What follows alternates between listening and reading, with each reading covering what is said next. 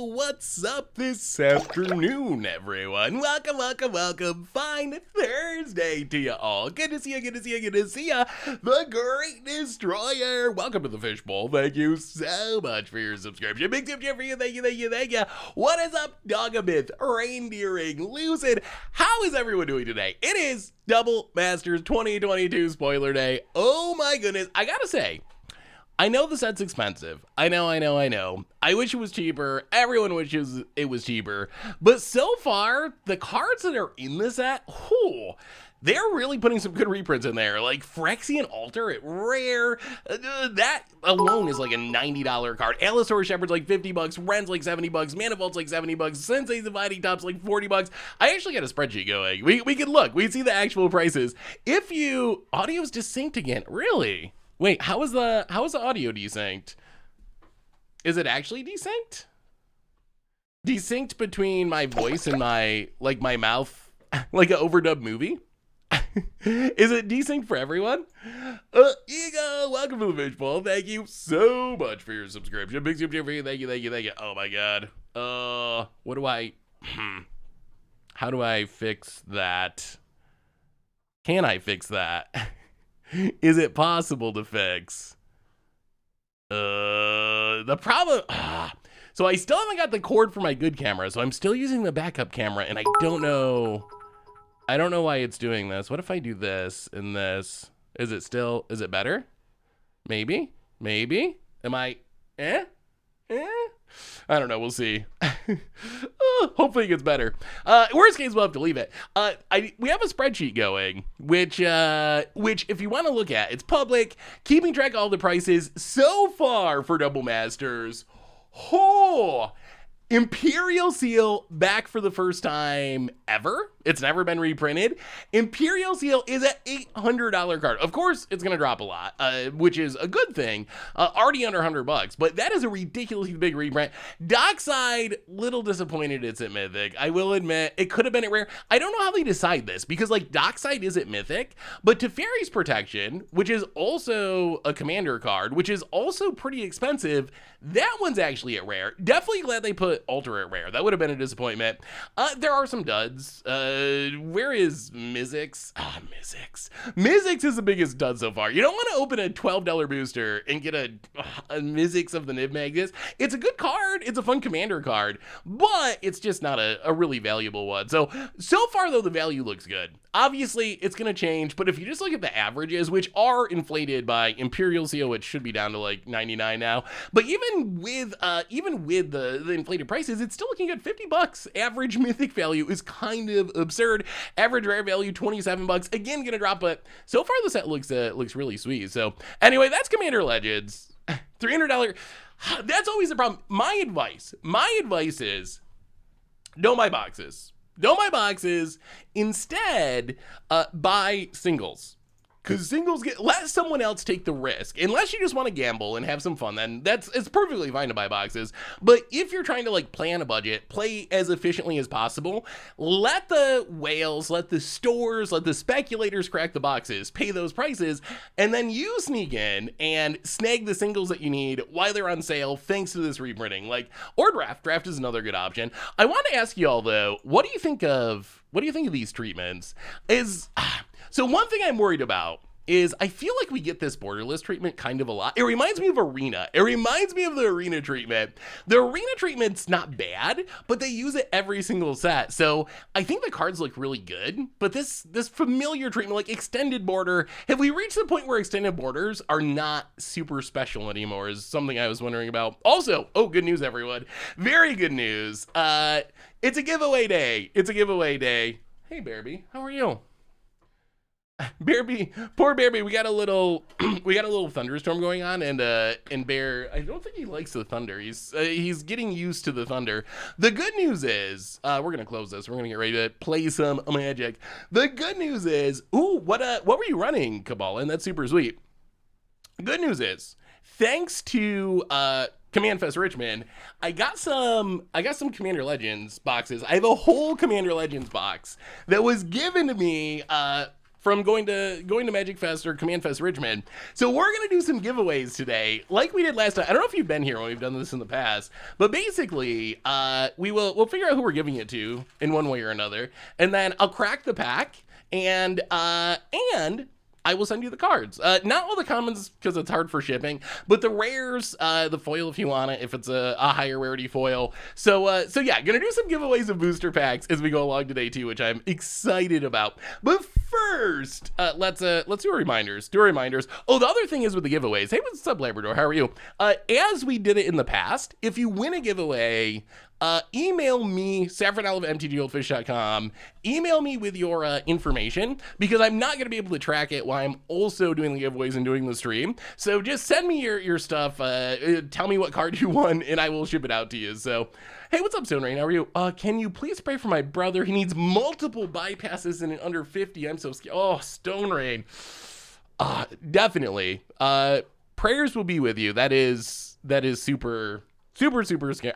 That's got to be so hard. I have a ton of brothers and a pretty close family. So yeah, I imagine that's got to be super scary and hard. So hopefully all goes well. Definitely be in my prayers and thoughts. So, I'm sorry, Stone Rain. Wow. Well, that's definitely hard. Hey, good to see you, Mr. Zakara. How is the Ukrainian life at the moment? How are things going over there? It's so weird. When everything started in Ukraine, it was like constantly at the top of like every news website all the time. Like every day there was a countdown, day number, whatever, day number 2, day number 3. And I feel like maybe in a typical American way, it's been a couple months and now it's we still get news about it, but it's just not sadly focused on as much as it was before. Everyone's, as far as the news cycle, it's just moved on to different things. So how is the Ukrainian life? I don't want to ruin your stream, but I love you. His name is Pete. Well, Pete, definitely he will be in my prayers, Stone Raymond. I hope things get better. That's definitely super scary. So, well, hopefully all goes well. Reminders, replay YouTube. That's how you can check out all the old streams, including this one in the future. Normal YouTube, doing spoilers for Double Masters, a little bit different though. Doing short videos, talking about the value and stuff. Against the odds, we played some Safi combo in Modern yesterday. Tomorrow, I believe we're moddering again for a much brew. So, tons of stuff coming up on the YouTube. Check that out.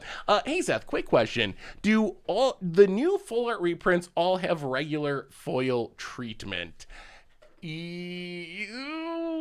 I believe the answer is yes, but I would actually have to double check the article just to be 1,000,000% sure. No Bolt in this format. Bolt is not legal, unfortunately, or fortunately, perhaps. A reminder that our sponsor today is Card Kingdom, and if you need some magical cards, you can get them over at cardkingdom.com. Even get a free goldfish sticker. Just let them know you want one in your order notes. So you can get a Path Pick or Ibex from a secret lair drop or whatever, a flute, a staff of domination, whatever you need. So thank you to Card Kingdom for supporting the show. Otherwise, merch page. Oh yeah. We're playing some Explore. Tokens, t-shirts, playmat, giveaways, support the stream of the channel. The site donations always appreciated, never required. $2 or more gets your message read on stream. We might also, I don't know. We got backup decks. We're gonna start with Cats because I want to see if Cats can compete in this format. There's also a very untested Panharmonicon deck I was just putting together. There's also Paradox Engine combo, this kind of interesting Boros mid-range deck. So we're gonna have some fun tonight. McGugan, first time sub, welcome to the Fishbowl. Thank you so much for your subscription. Big soup to you. Thank you. Yes, I will send the cards anywhere in the world as long as you can get the mail and I can drop them at the post office. Outside of the US, perfectly fine. So yeah, and how do we do the giveaway? It's usually pretty random. I usually think of a random question and make people answer it or make people guess something. So we'll have to see. We'll do one here shortly before we get going. Meeting deck.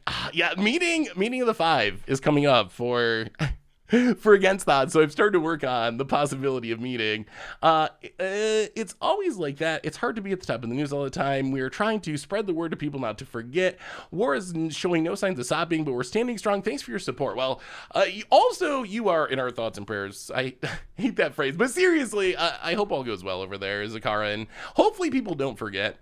Seth, did you see this deck? Search Henny's Expertise. Henny's Expertise. What do we got going on here? Ooh, Yahenni's expertise. So this is Grixis, Dimir Grixis control style deck. Ooh, does this, wait. Is the idea that you can play Valky off of Yahenni's, does that work? That can't work. That can't work. Oh, Release to the Wind. Release to the Wind works.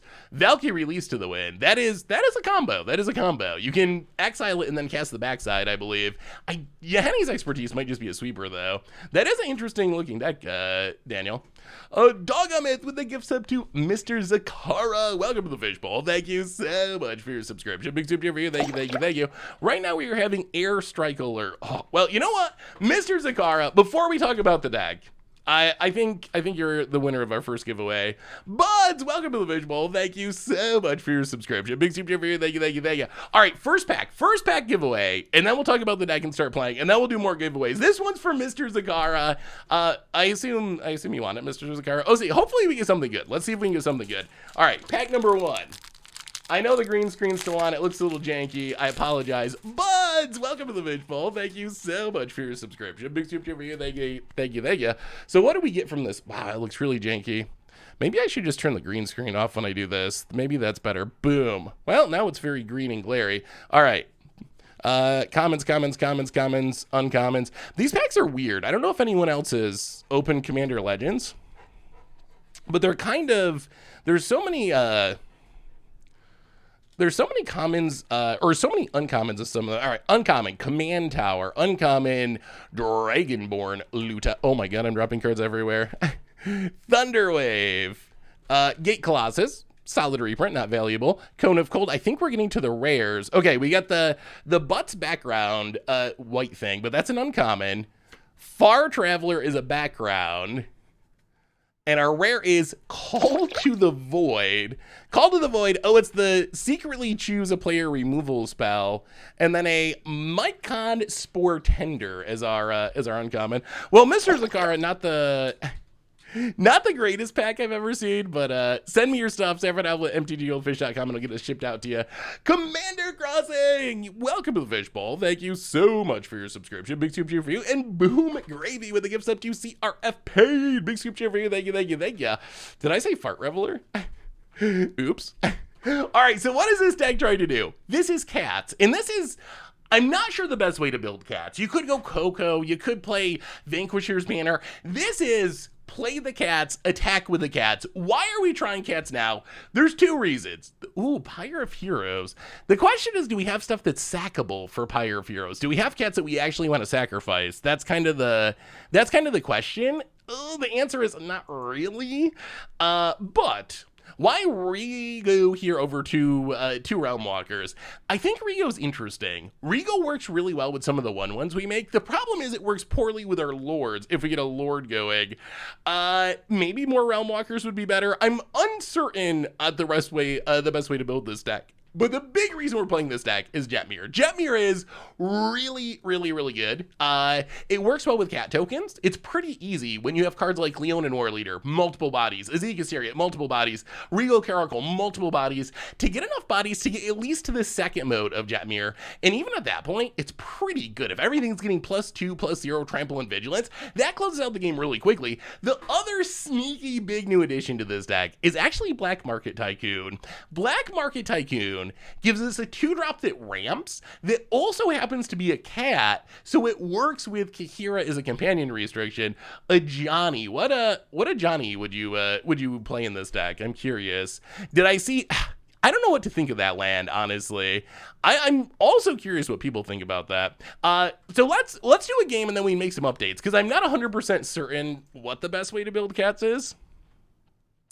Yeah, I was trying to maintain Kahira's restriction. Whether or not it's worth it, I don't know. Oops, that's the wrong window. What was I? Oh, the Cryptic Spires. Cryptic Spires is interesting. So Cryptic Spires is a new card in Double Masters 2022. It's a dual land that comes into play tapped. The gimmick is, as you're building your deck, you get to choose what 2 colors it adds. You get to choose. So this is potentially any color, which actually sounds pretty great for limited. The weird thing is, this is a card that I don't believe is constructed legal anywhere. They said you could play it in Commander. I don't know how you change it though. Like, you take it and then you circle it, and then how can you change it in the future? Like, if you want to play your copy in a Commander deck later, do you like uncircle it? Do you cross it off? Like, so I don't know how it's actually going to play. I mean, I guess you just can't change it. I guess once you choose your colors, it's going to be hard to change. The thing I like about it is it seems great for limited. Like, it seems like it'll make mana fixing really easy, and maybe it means I won't have to waste a whole bunch of slots to print like a game land cycle at common or something. So maybe we can get more real cards and less bad dual lands to make limited work. So erasable pens. Oh, writing on the sleeve. That makes sense. Dry erase markers on the sleeve. I mean, it's also coming in every single pack. So coming in every single pack means there should be a lot of these. So maybe you just use them disposably. I kind of like it though. I like the idea of it. Anyway, let's see if we can cat. Let's see if we can actually win with cats. What do you think the odds are of this deck working is? Like, can cats be competitive? Oh, no, not historic. Can cats actually be competitive? What do you think about the idea of having a card that doesn't really exist in the pack? Like, is a limited player, how do you feel about that? Is it alchemy coming to Paper Magic? It kind of feels a little bit like alchemy in the sense that it's a card that's designed just to, oh, we're not in ranked. Oops. All right. We will, sorry. Oh, Kahira. They're probably playing control though. There's no way. Is this a cat mirror? All right, hang on. We got to see if it's a cat mirror first. If it's a cat mirror, then we might play it out. Just to get an idea of what other people are doing with cats. If it's control, then we're just going to scoop. Think it needs a Coco effect to be competitive. I was thinking that too. The problem is, some of the best cats are the expensive ones. So losing out on those is kind of a bummer, but maybe it's just a necessary evil. Is our opponent playing cats? Is this cat on cat action?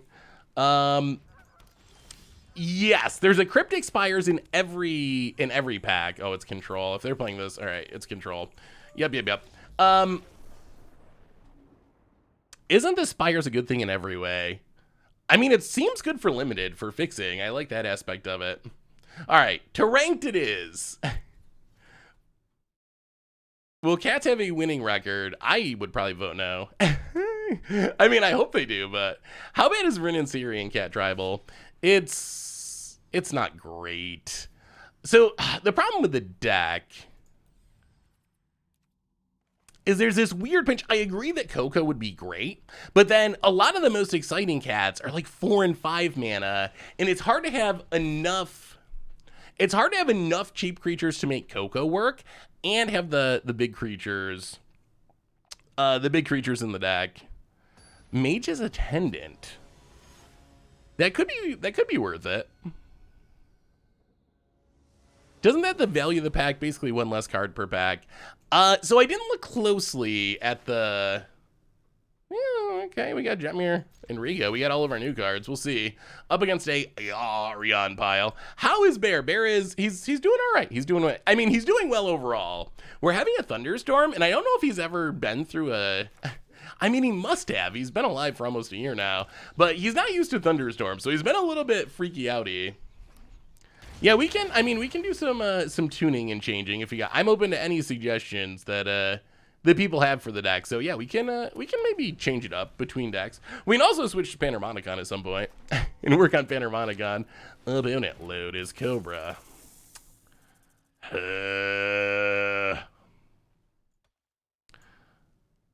So we need to kill this, but I also want to play something next turn. All right, that's awkward. Well, okay. We will kill. We got to kill the Lotus Cobra. We can't let it live. Play the Den of the Bugbear. Pass the turn. I guess we're playing Jetmir on an empty board. We'll play cats for a while. We'll work on cats for a while. Panharmonicon's a backup. Oh my god, so much value. So jealous about it, Risen. Opponent's Panharmoniconing, perhaps. I like thunderstorms too. Rain, thunderstorms. I've always kind of liked it. I think it's kind of like peaceful in some way. Huh. Well, the wise thing to do is probably kill the Risen Reef, but I don't think we wanted to spend our entire turn killing something again, so. Yeah, I hope we don't lose power too. That would make it hard to stream, I would say. So, question chat. Are you getting double masters? I'm curious. Are people actually buying boxes of double masters? Or are you just gonna get singles? I mean, they're expensive, but they also have a lot of good cards in them. Might get a box of set boosters.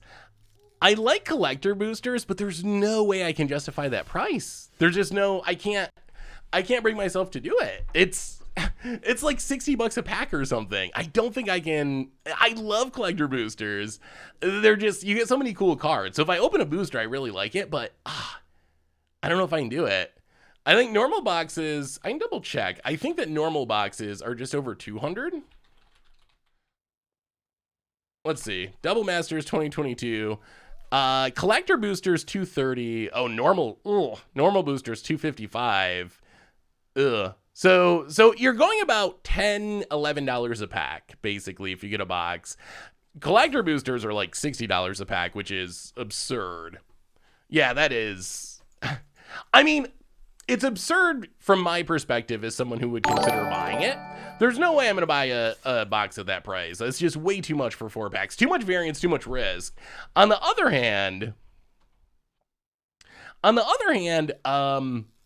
if people want to buy them and other people whatever are going to buy them, then I'm fine with them existing. And I'm always fine with like high-end booster products existing, because I don't see the harm in it. Like, if they want to sell $125 secret layer drops through Grim and Beetle or whatever it is, if they want to sell ridiculously, we've talked about this before, Mark Rosewater's fingernail clippings, exclusive promo, $10,000, go, whatever, that's fine. As long as there's cheap versions of the cards for people to play with, I could really not care at all. We got a new donation, I believe, from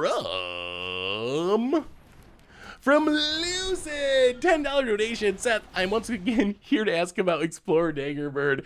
It's on my list. I haven't actually built it yet, but it is on my to-do list, and I think it could be sweet. I think it's got potential to be sweet.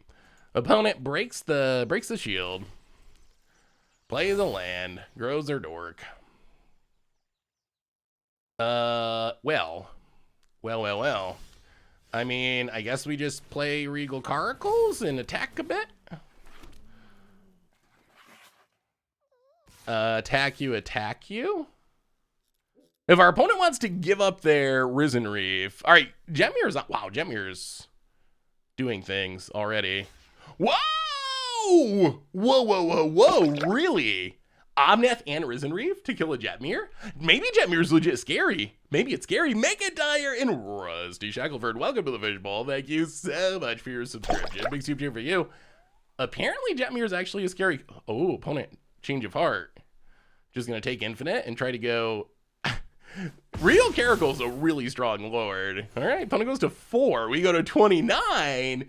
Did we break it? I hope Imperial Seal being reprinted puts it in Mana Crypt's price range. Oh, I think you're going to be pleased. I was trying to figure this out earlier. My guess is under $50 for sure. I think it could be even less. I think it could be $25 possibly. I really, truly think it's going to be super cheap if it's a card you want. Oh, I missed your message. Oh, no. I'm sorry. Mr. Zakara. Warm greeting to you and Steve as well. My apologies, opponent, Ashaya. It's a biggin. I think it's the most expensive reprint that I can remember, at least. I mean, there's not that many $800 cards that aren't on the reserve list, so that's just not a thing that happens much. Thanos for the 47th month. Welcome to the Fishbowl. Thank you so much for your subscription. Big soup cheer for you. Thank you. The bonus scoops it up, and that is Jetmir power. That was actually very impressive. So here's my thinking about Imperial Seal. $800 currently. Pre-sales are already around $100. However, I think the best comparison is Grim Tutor. Grim Tutor was like a $300 card for the same exact reason as Imperial Seal. It wasn't super heavily played, but it was from Starter 99 or something, which just basically doesn't exist. There's just no supply of it. That got reprinted in a core set, and it dropped to $10, and now it's at like $16. Nice indeed. So that's what happened with that one. I expect the same exact thing is going to happen, that it's going to drop down definitely under 50, maybe under 20. I think it's going to be super cheap. The only thing is, maybe because it gets cheaper, more people play it. Like, is that a card you'll play? If it's $20, is that a card you're actually going to put in your deck? I don't know. I don't know who plays it outside of like a few CDH decks. Like who actually plays, who actually wants Imperial Seal? Yeah, it does see some play in CDH, although it's still not great. Like, I don't know if I play in a casual commander deck. Like, if you're trying to CDH and you're just about getting as many tutors as possible, I can see the appeal of it, but I'm actually, I don't know. I'm not sold on it being great in, what else do we cut? And maybe we go one settle, right like that. Just want it to have, yeah, I really like, what do you think of the new arts? I feel like Wizards is nailing it with the new arts. I don't know, I was very impressed, just like looking through the new arts. I think they all look really good. Like, the altar looks good. The Allosaurus Shepherd, you can actually see what's going on. This one's kind of like small and shadowy. This one, you get a much clearer view. The Mana Vault, the top look good.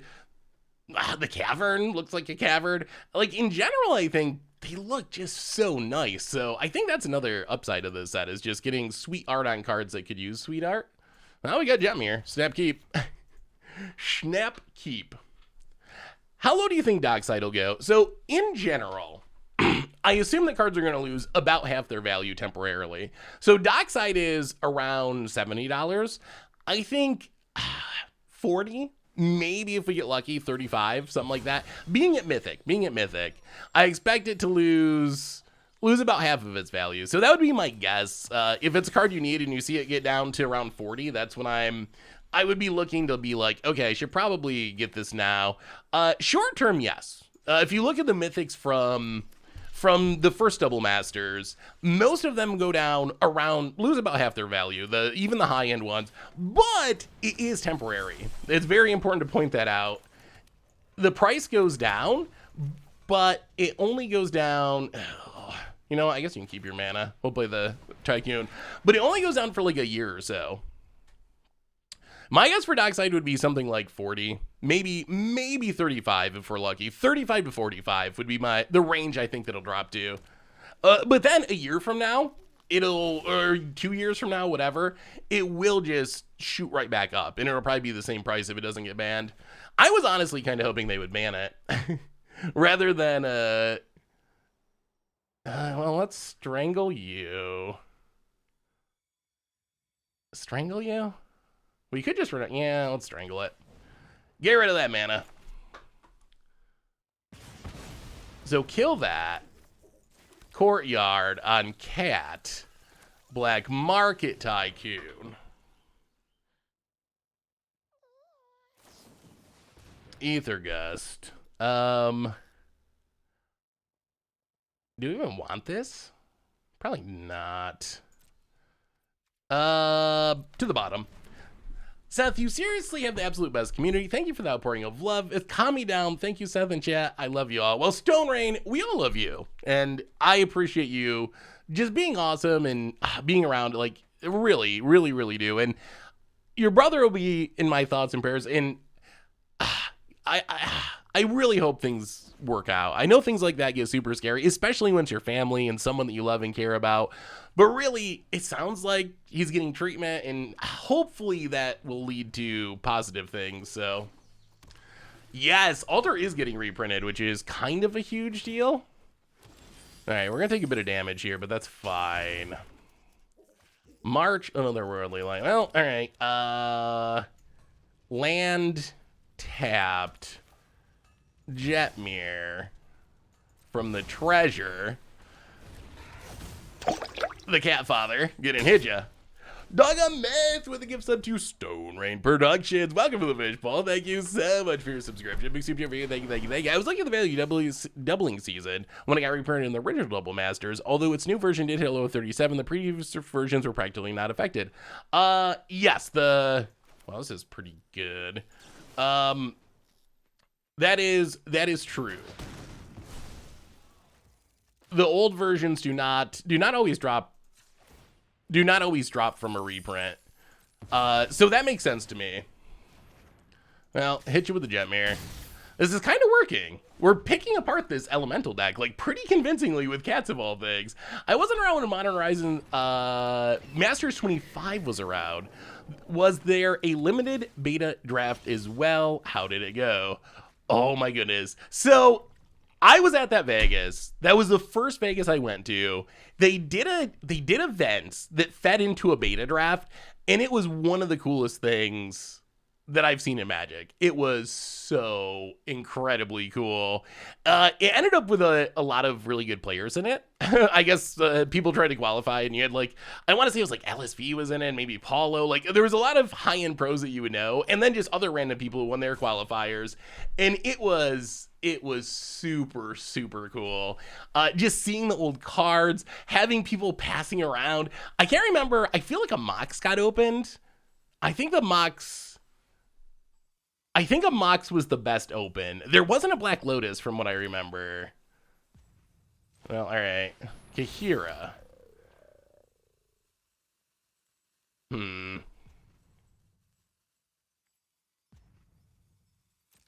Hit you with the Jetmir. Maybe Jetmir is just a messed up Magic card. About it. I'm excited. I mean, I'm definitely gonna watch it when I go. I think. Oh my God. Speaking of Vegas, we were talking about the 30th anniversary. So we were talking today in the Goldfish group chat about Vegas. If people are going to go to it, who's going to go to it? We're trying to see if Phil wanted to go, and Phil, of course, is from Germany. So Niatuk mentioned that he had a layover, and Phil said, "What's a layover?" Phil has never booked a flight. Apparently, never flown anywhere. He didn't know what a layover was. It was like the most innocent thing. So yeah, I think now that Phil knows what a layover is, I think there's a chance that he's gonna go. So yeah, I think we're all going. I'm pretty sure. Richard may or may not go. Tomer sounds like a yes. I'm leaning towards yes. We'll see about Phil and Niatuk since they have like 14-hour flights, but I think there's a decent chance they end up going as well. I should have made a treasure. Oh God. Oh, cat power. Oh, you're so dead. Jetmir! So yeah, I think I'm going. You're going, Tanos? Hopefully, I would love to meet the rest of you. A layover is when it happens to me anytime I try to go anywhere. So like if I'm going to Vegas, none of the airports that are near me fly directly to Vegas. So I usually have to fly to Detroit or New York City or some other bigger airport. Wait there some amount of time, get on a different flight, and that's the layover, the stopping at an airport and waiting for another flight, basically. They fly to Syracuse or Buffalo. The trick I learned is that for Vegas in specific, if I drive to Buffalo, which is the further away airport for me, there's actually one airline that does direct flights. It's the end of October, just before Halloween, like the days before Halloween. That went pretty well. That was good cat power. We need to do a giveaway of some kind. So, how do we give something away? Actually, you know what? We got to do another giveaway, and then we'll give more options. Stone Rain, I think you need a giveaway. with all the stuff going on with your brother and whatnot, I think you deserve to have this pack here. So let's crack open this one for Stone Rain, and then I promise I will do some quizzes or whatever after this one to actually give people an option. So Stone Rain, this one's going for you. Pack number 2. Hopefully we get something good out of this box. Dominator United will be out by then. I'm not sure about Brothers War. That might be November, but all right. What do we get in this pack for Stone Rain? Wow, it's so glary. How do I make this not glare? How can I make you see the cards? Oh, okay. There's the, maybe that's the, how can I, oh, you gotta go off to the side. There we go. You can kind of see over here. All right. Common. Oh, glare. Common. I probably should have thought this through. New gates. I really like the new gates. All right, let's get something good for Stone Rain. What do we have here? Boom, boom, boom, boom. More comments, so many comments. Oh, this card's actually, what do you think of this card? This is a card I realize is one of the most expensive uncommons from the set. Iron Kiss's Vile Duplication. 4 mana, make a token copy of something that's not a legend. Or if it's legendary, it's not a legend. Spoils, the Rabbit legend. What do we have for Wilson, everyone's favorite bear? And, okay, Master Chef, a background. Where's our rare? There's got to be a rare here. Oh, okay. Undermountain Adventure. Undermountain Adventure is, it's okay. You really need to complete a dungeon to make it worthwhile. If you can complete a dungeons, it's good. And also a Gray Slad is the foil. Well, Stone Rain, not the best pack ever, but it's for you. So send me an email and I will get it to you. SaffronOlive@mtggoldfish.com. And we will do more giveaways after this match. I got a whole box. I'm gonna try to give away this whole box tonight. That is my goal. Smell, welcome to the Fishbowl. Thank you so much for your subscription. Big soup to you. Thank you. It looks like you are going through the Logitech capture software, have set up your input webcam to OBS, causing color distortion and video lag. Oh, how should I be doing it? Yeah, everything is wonky at the moment because Bear ate through the power cord of my good camera. So I had to hurriedly... Oh, is this going to actually work? Is this going to destroy everything? All right, let's try this. All right, this might destroy everything.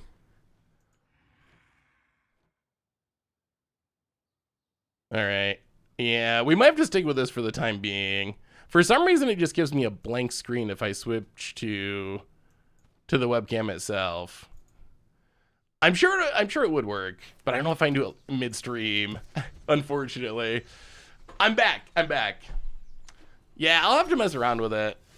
Hopefully, I should have my good camera back today. I'm waiting for the power cord to come in the mail, and it said today, and I was hoping it would be before the stream, but it was not. I should get... Is that a thing? Can you actually buy puppy-resistant cables? That would be awesome if it... Oh, we're up against a Crim deck. Oh, all right. Well. Oh. I don't know if this is good or not. Well. Secluded Courtyard on Cat. Rigo. See if we can do this on Arena. So we can attack, trigger Rigo, draw a card.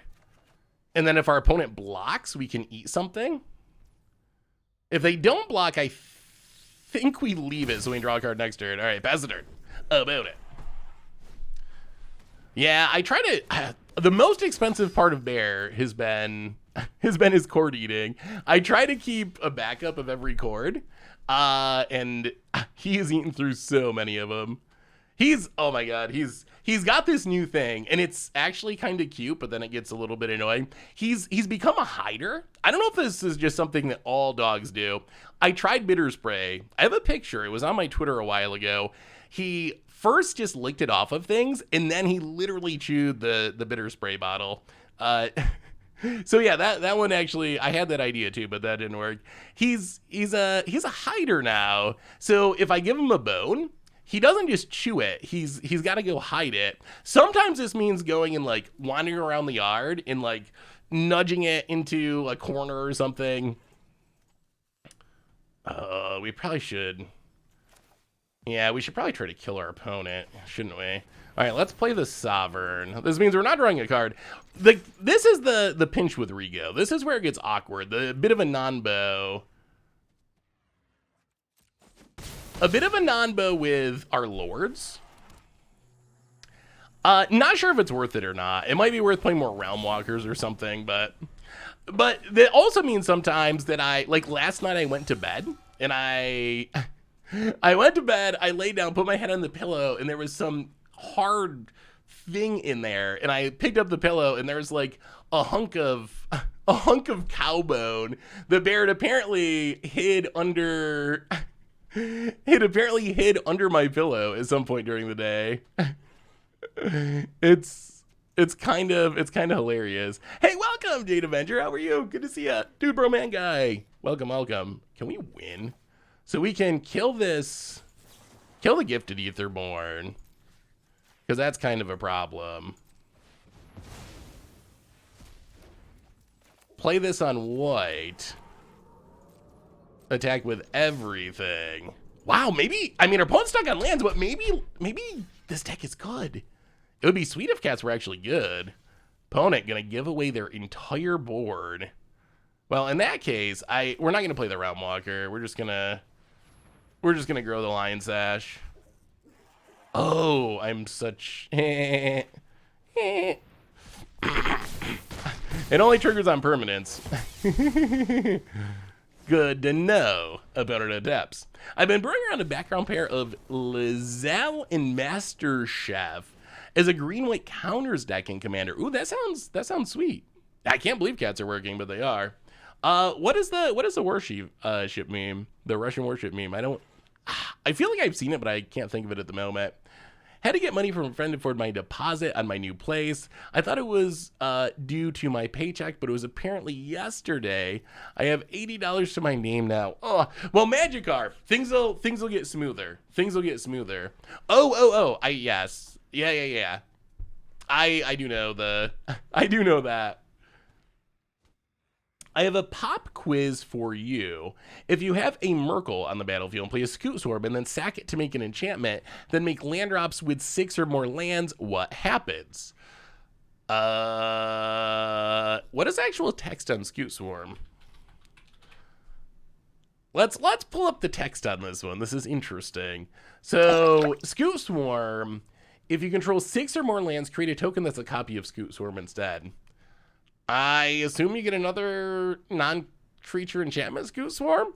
I don't know if that's correct or not, but that's my assumption. That'd be my guess. All right, opponent's vampiring.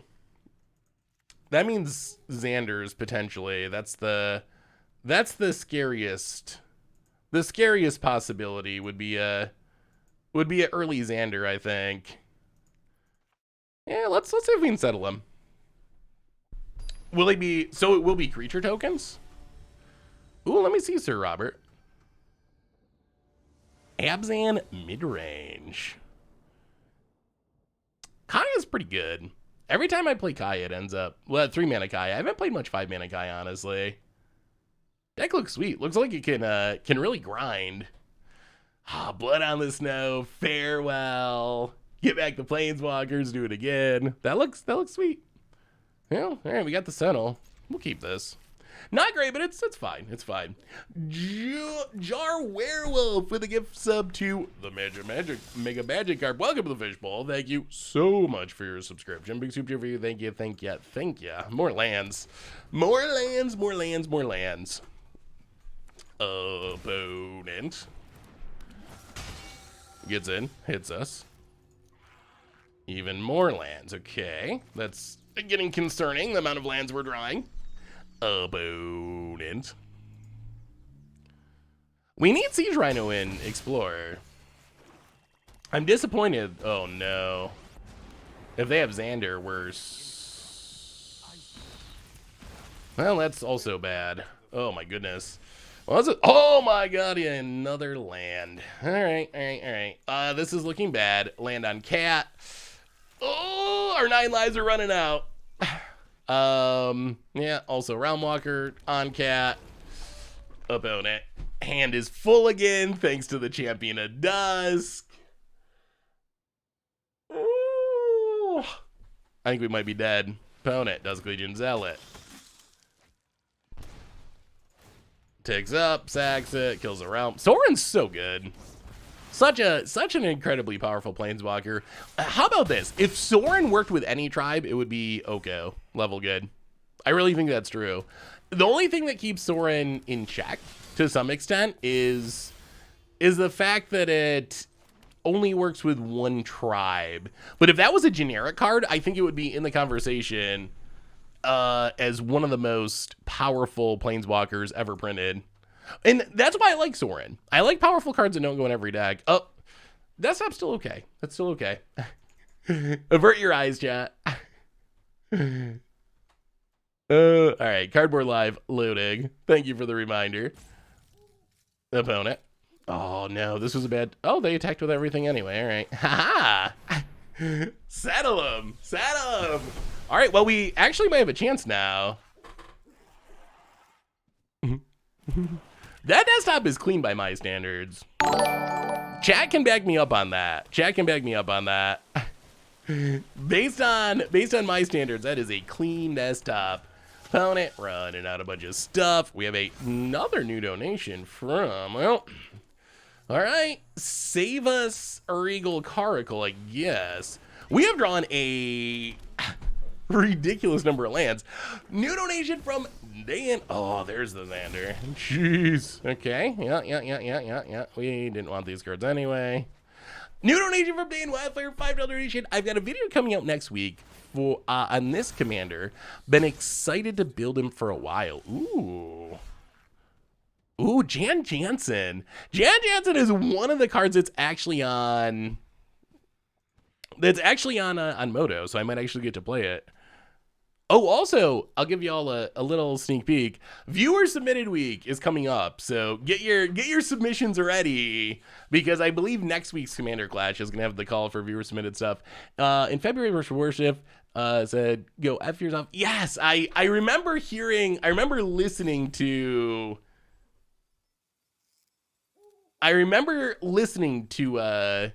that, and it was pretty impressive. Such resolve. What do we do here? Is there any way we live? Not really. Yeah, I mean, I think we're just pretty dead. We're at 4. Yeah, we're like literally dead. We'll play Kahira, but yeah, we got vampired. And now we have stamps with this phrase, would like to send some to you as gratitude for your support. I would love that. I would proudly use that, Mr. Zagara. Yeah, when you send me the thing about the giveaway, we'll figure out how to do that. Any plans for Commander Legend draft stream? Maybe, sort of. That's actually a good question. That reminds me of something I want to ask you all about. So, I don't know if you saw this yesterday. They announced the Alchemy Horizons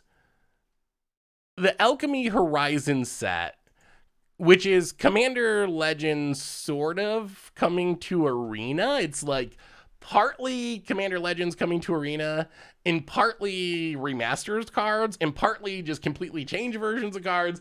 I don't even know what's going on, but they announced this. It's coming the beginning of July. Pre-orders go on sale at the end of July, and they're doing they are going to have limited for it.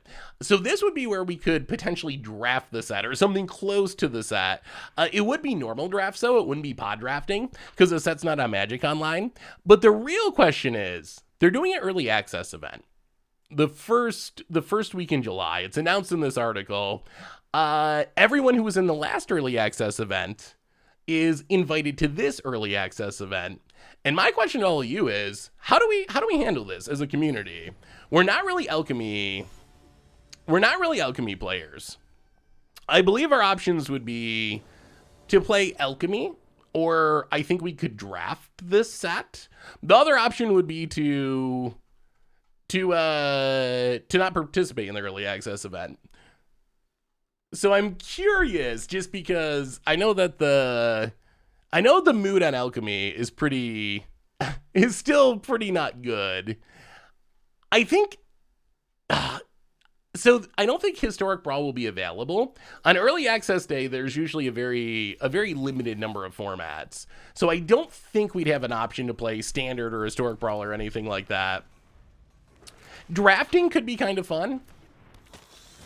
That was something I had considered. Like maybe we just draft rather than do Alchemy Brews. We could also do Alchemy Brews just to check it out for that one day, but we try to stay away from Alchemy for the most part. We play it a very little bit here on occasion, but not much. I think we played, last stream was the first time we played any Alchemy in, many months. How do we not lose to Xander? Rigo. All right, Pride Sovereign. I mean, if they just got the combo, they got the combo. Soren's so good. There's not much we can do to stop it. Azurka Bintivura. Welcome to the Fishbowl. Thank you so much for your subscription. Big super for you. Thank you. About it. Please don't Xander us. Oh, passes? Okay. That we like to see. Well, Secluded Courtyard on Cat. Rigo. Oh my goodness. Okay, we're getting close to Jetmir time. We can start. We can start exerting this. Opponent hits a land, plays it on tap, puts the Sorin into play. Busted stuff about to happen. Takes down the Sorin to put Xander into play. Well, we'll make some cats. We'll discard 1, 2, 3. Oh, how do we beat a Xander? Is it even possible? We'll discard March of Otherworldly Light. Opponent passes. We draw Secluded Courtyard. Can we beat a Xander somehow? I mean, Jetmir's great, but Xander is also busted. What do we do here?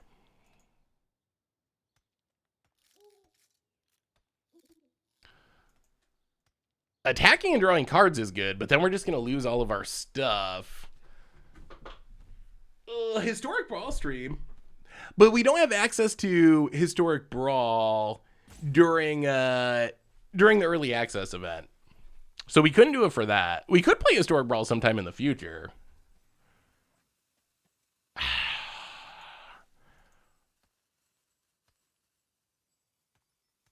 Doesn't Jetmir make Rigo as big as Xander?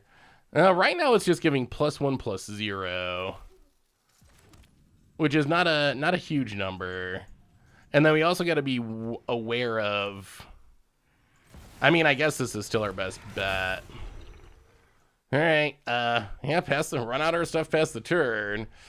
This does turn on removal. There is a Sorin. There is a Xander. Turn three Xander is, I mean, we built this deck. We built it, we played it for a video, and turn 3 Xander is actually like really, really strong.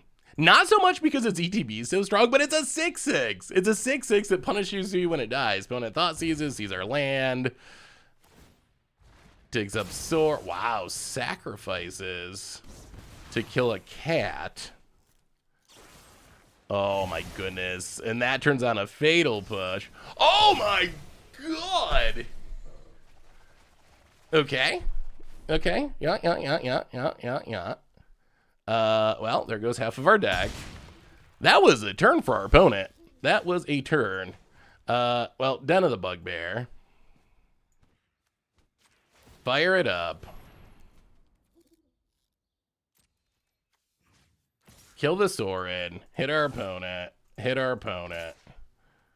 Draw a card.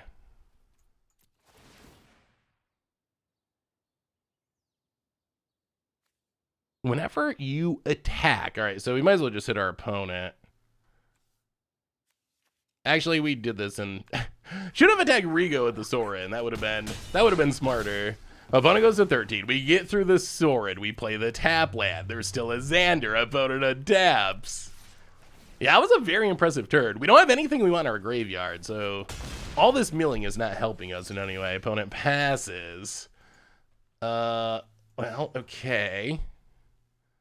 Den of the Bugbear. Attack you, attack you, attack you. Make a goblin draw a card. Maybe we can win the race. Regal Carkle. Oh my goodness, Regal Carkle. Regal Carkle is, oh, it's so good. Oh, we're gonna beat him. We're gonna beat a turn 3 Xander. We're gonna beat a turn 3 Xander, I think. Opponent. This Carkle is so good. Carkle is a reason to play this deck. Opponent says good game. Attacks. Mills half of our very, very small deck. We block the Xander. 5 cards in our deck, but that's okay. We untap. And opponent scoops it up. Turn 3 Xander not good enough. And maybe Cats is legit. Maybe Cats is actually legit. Well, I think it's time for a giveaway. It's time for a giveaway. So what is a good question? We need a way to decide. We need a way to decide what we're gonna give away. See, I didn't plan this. I didn't plan this part out. Okay, here's. Oh, this would be too easy to look up though. Okay, here's my question. Here's my question. What is the most? This is too easy. Okay, this will make it harder. What is the most expensive rare currently from the original Double Masters? Not card, because that would obviously be Mana Crypt, and that might be too easy. What is the most expensive rare? Winner gets the rare from this pack. Anyone want to guess? Force of Will is a mythic in Double Masters. Ragavan, not in that set. Mana Drain, no mythics, only rares, no mythics. Force, actually, let me look. Force of Will was a mythic. I'm looking at it right now. It was a mythic in Double Masters. Oh, wait, we got a winner. It is Lord Boys. The answer is Stoneforge Mystic. Stoneforge Mystic, $44, most expensive rare. People nailed a lot of the expensive cards, but they were printed at Mythic. So Lord Boys, we got a pack for you. Again, if you win a pack, send me an email, sarah@mtggoldfish.com. I will get your info and send you the rare and the whatever else you want from the pack. Not all the commons because they're too expensive to ship, too clunky. All right. Oh, I wish I had my good camera, I will say. We'll have the good camera for the next stream. I apologize for the camera quality. All right, what do we get in this pack? A bunch of commons. I do like the new gates quite a bit. Commons. All right, Blood Boil Sorcerer, new uncommon. Iron Mastiff, probably the worst Mastiff. The Flash Dragon uncommon. We're getting close. Ooh, Gut. Gut, that's a uncommon. What's our rare? Oh, Master Chef. Oh, our rare is Furblog Flautist. Why? I don't know the answer. What's our foil? Meteor Golem. That's kind of a playable card. I've played Meteor Golem with Panoramagon. Why? And maybe someone in chat knows this. Why is someone who plays a flute called a flautist? That doesn't make a whole lot of sense. What is the logic? What is the logic to English, chat? Explain to me how English language works, because none of it makes sense. Lord Boys, send me email, sarah@mtggoldfish.com. Remind me of what card you want and give me your info and I'll get it shipped out to you. Oh, also, I forgot to mention this earlier. If you would like the card signed, let me know that as well. I can definitely sign it for you if you would prefer. Guitarist. Wouldn't it be a flutist, though? Or a flutie? A flutie. As an upstate New York kid, I don't think I still have it anymore, but as an upstate New York kid, the Buffalo Bills, of course, are a big deal around here. When I was little, there was this year where the Bills always sucked. They were always so bad until recently. But we got Doug Flutie. Doug Flutie And he was tiny and everyone thought he was horrible, but then the Bills actually like did kind of good. But there's a whole story. But he was like a folk hero around here because he was like 5'6" or something, and whatever. Everyone loved Flutie, but they actually made a cereal. That's what made me think of it. I had a box of Flutie Flakes. I had it for quite a while. It floated around. It floated around in my closet, but I think it got thrown out in one of my moves. Yeah, I wonder if it's worth anything today. I probably should have saved it as a collectible. Like if Magic cards can be worth so much, Flutie Flakes, you could even eat them. You still have a box. I was also curious about eating it. I figured that was probably one of the worst ideas I'd had, but I wondered if you could open up and eat just like a box of 20-year-old Flutie Flakes. Oh no.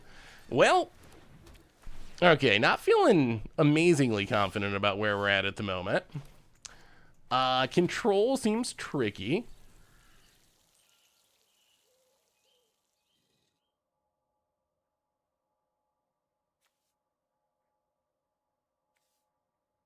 Wait a minute. Shouldn't we still be able to name? Hey. As it enters the battlefield.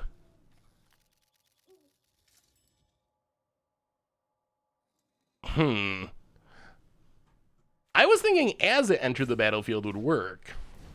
Well, this is actually going to wreck us then. This Blood Sun is probably going to ramp our opponent and it's going to make it impossible for us to cast our hand. Huh. Huh. I guess I've never like played a Cavern of Souls against a Blood Sun before. It's pretty annoying. I mean, we gotta, how are we going to cast any of our things? Oh, okay. Okay, we have to... Oh. The question is, do we play this unclaimed territory first? We can unclaim territory, kill this, attack, blow up the Blood Sun, but then we have 2 colorless lands on the battlefield? Or do we leave the Narset on the battlefield? The Ghost of Deck Faden. Welcome to the Fishbowl. Thank you so much for your subscription. Big super for you. Thank you, thank you, thank you, thank you. I think we have to. This feels bad, but... Alright, land Feline Sovereign. Go to combat. Hit ya.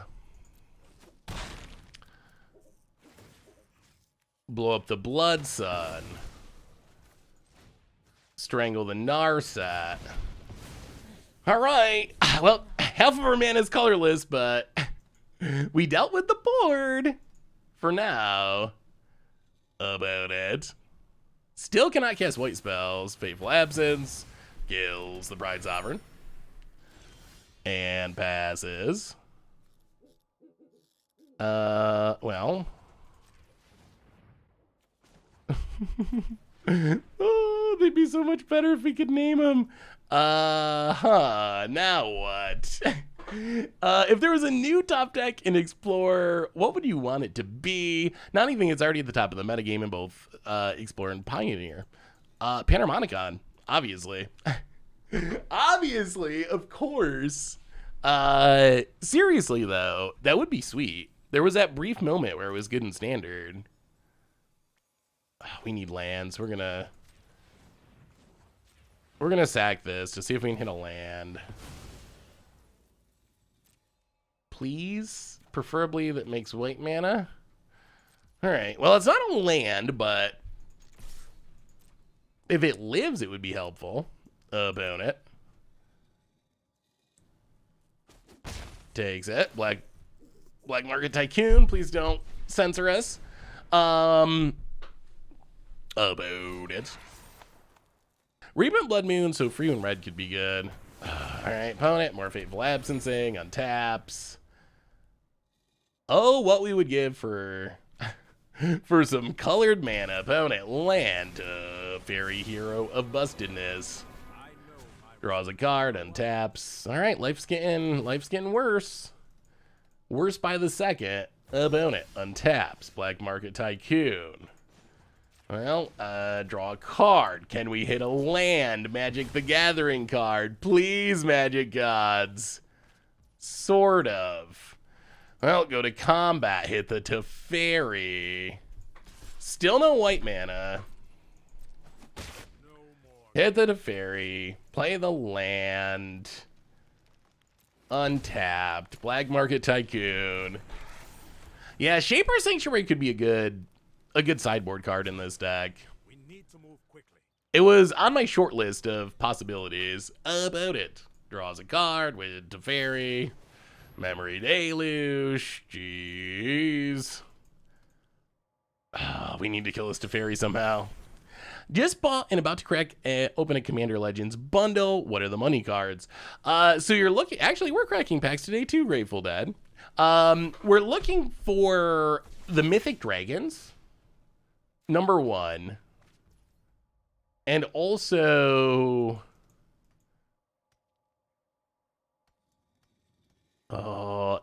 the lands are good. Displacer Kitten is pretty high value, but those are the big ones. So lands, Displacer Kitten, there's a Mythic Angel, and pretty much any of the Mythic Dragons are good.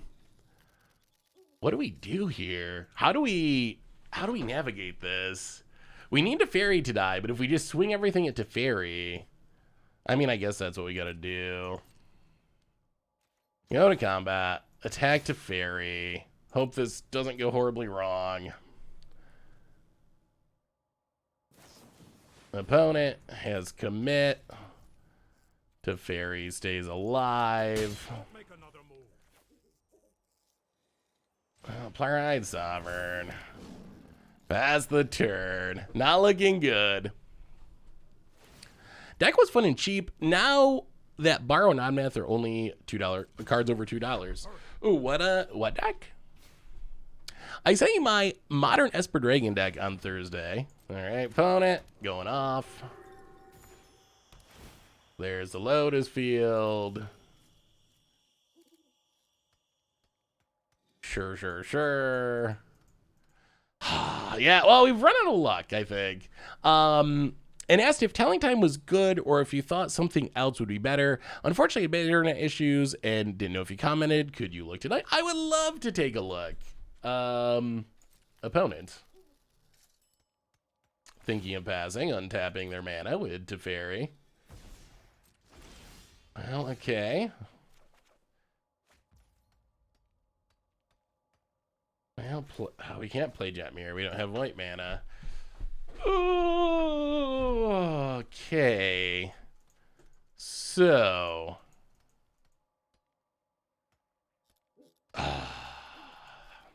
Tempted to scoop.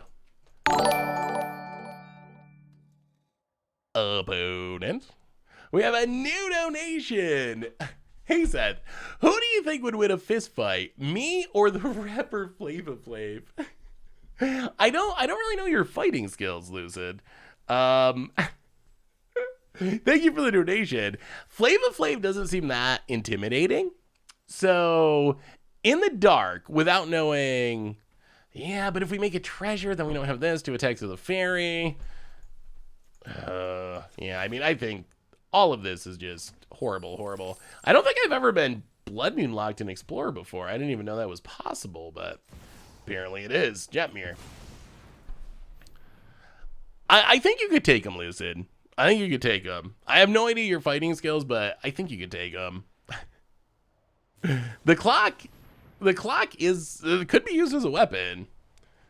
Wasn't there? What was the show? Wasn't there a Flava Flav show at one point?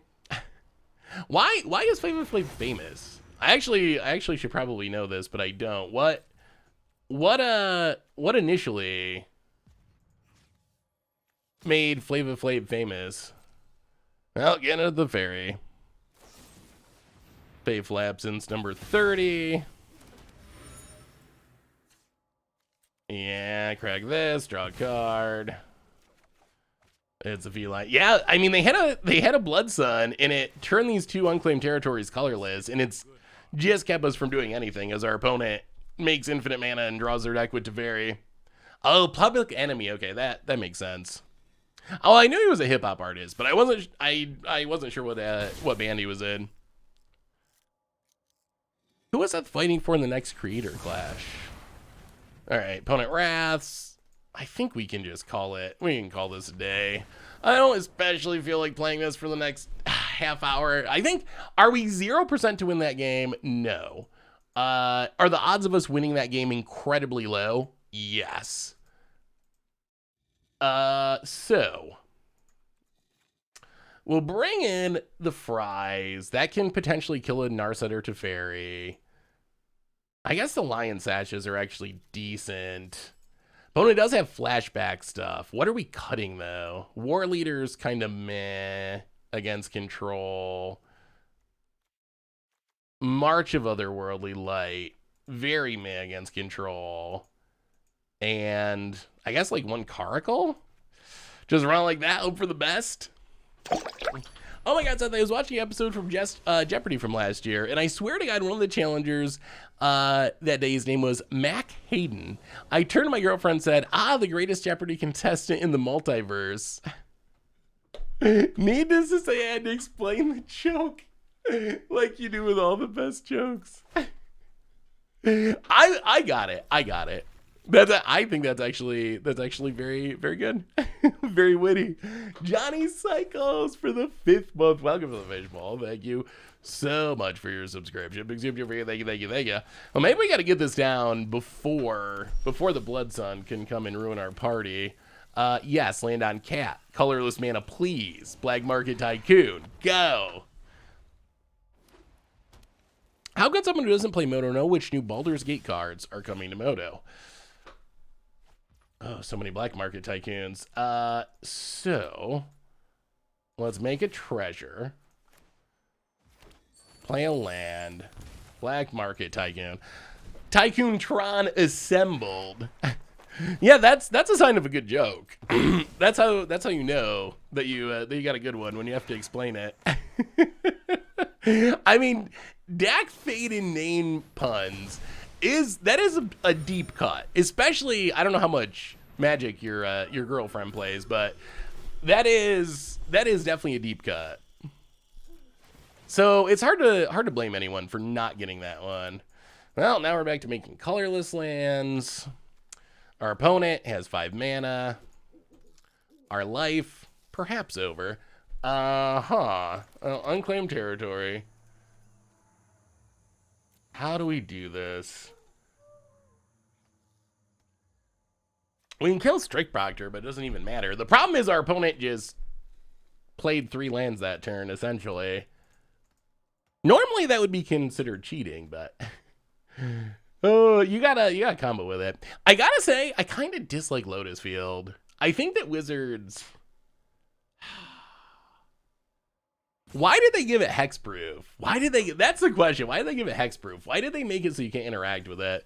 This card is, I promise you, as we move towards full Pioneer, this card will lead to a ton of complaints. Once the Lotus Field combo deck is actually on...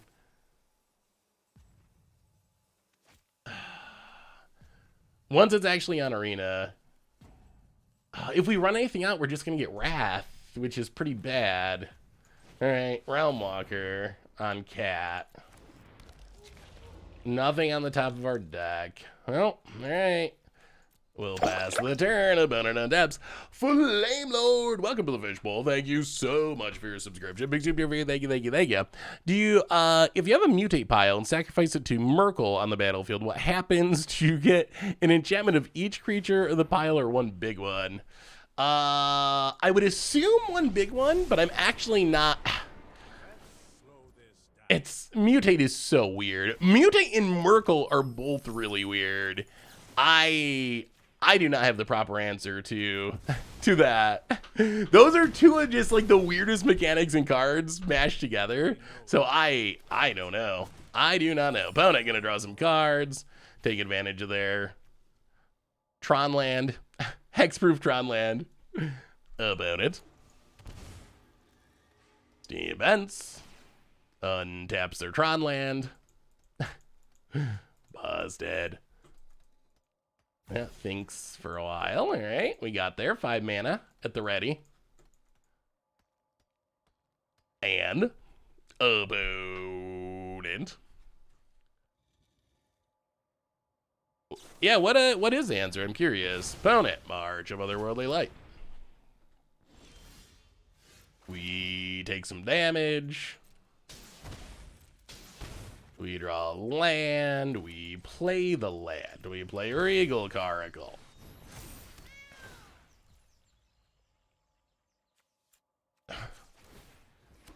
String Proctor is annoying.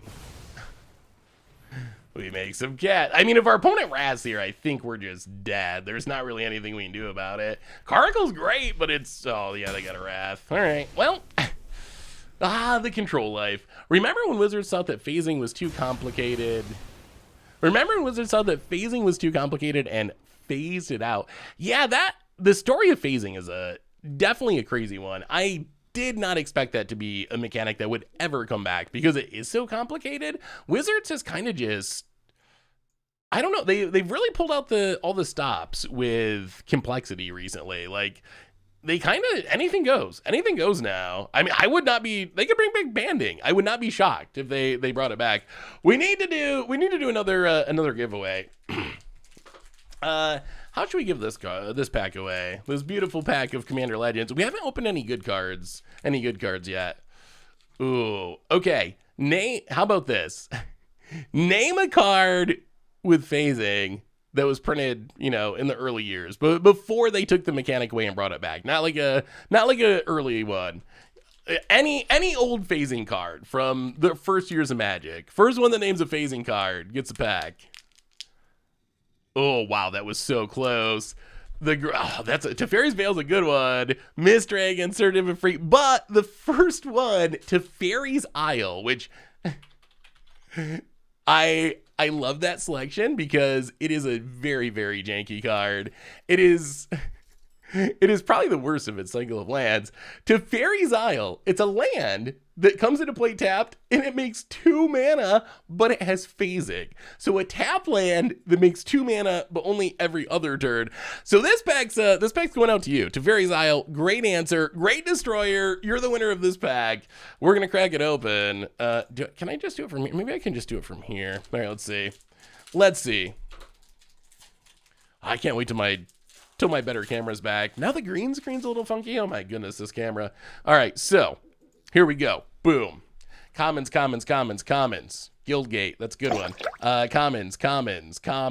Pilgrim's Eye, Bronze Walrus. All right, uncommon 1, Sapphire Dragon. Uncommon 2, Campfire. Uncommon, AFR Treatment Phoenix. Thakis the Butcher. Uncommon Dragon Peasant. Background, Sword Coast Sailor. We're getting to the rare. It is, actually a decent one. That is an Earthquake Dragon. A casual 15 mana 10/10 flying trample, but it gets cheaper. And then, actually double rare. That is a foil rare Cultist of the Absolute Background. All right, that's a good pack. Congratulations. Send me your info over at Savernolive at mtggoldfish.com. Great destroyer. I'll get you hooked up. Thank you. More giveaways coming soon. We got to get something good, though. So far, the Earthquake Dragon's the best card that we've opened. We haven't had anything super great, disappointingly. All right, let's see if we can not play control this time. Let's get them with the cats. So what do you... Teamer Enigma, welcome to the Fishbowl. Thank you so much for your subscription. Big super for you. Thank you. So what else are you hoping for from Double Masters? That Madrotha looks sweet. Madrotha, $7. All right, it's been reprinted a bunch. Good thing it has been reprinted a bunch because it is a very popular commander and it would get expensive if it wasn't. I still I don't know. Madrotha Mythic. I really don't like Mythics that are under $10 in Double Masters. It is going to be very interesting to see what they do with lands in the set. Fetch lands would be nice. Want a box of Double Masters? Yeah. I don't know if I'll get one or not. I do love opening boxes, but they are expensive.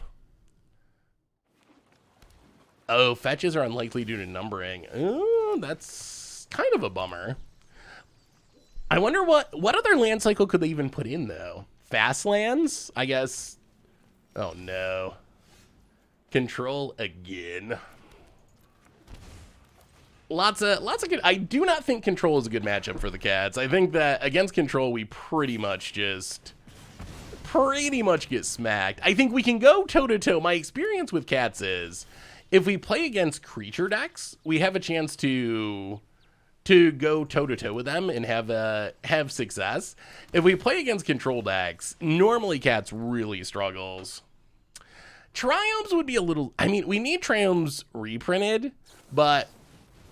Opponent counters. But I feel like they're not really valuable enough to be exciting to me in a set like this. Well, Pride Sovereign. How about it? Lets it resolve. Blows up a land. Unfortunately, I think Liliana is unlikely because the other Liliana is already in the set. So it would be strange to have two Lilianas in the same, as mythics in the same set. So I think having the Liliana the last open there makes the chances of Liliana of the Veil quite a bit lower. How about a Lion Sash? How about it? Oh, let me see, Zemi. Modern Esper Dragons. I'll go to combat. Hit ya. Fateful Absence. Is this the same person we just played? This seems very similar. Opponent plays a land. Well, we will eat a Field of Ruin.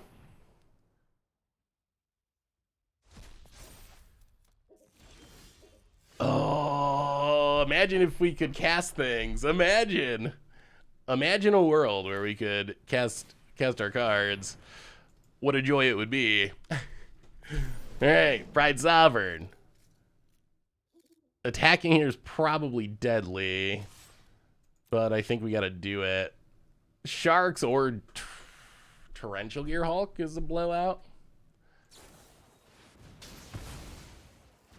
Well, that's wasn't on my blowout list, but I guess Lorehold Command is also technically a blowout. Oh my god, still not a land. All right, Bronze-Eyed Lion. How about it? Let's it resolve. Oh god. All right. Control is... Oh, Control... So what do you think about... How can we possibly compete with Control with this deck? Is there anything we could do that might give this deck... So we have... Supper Parts.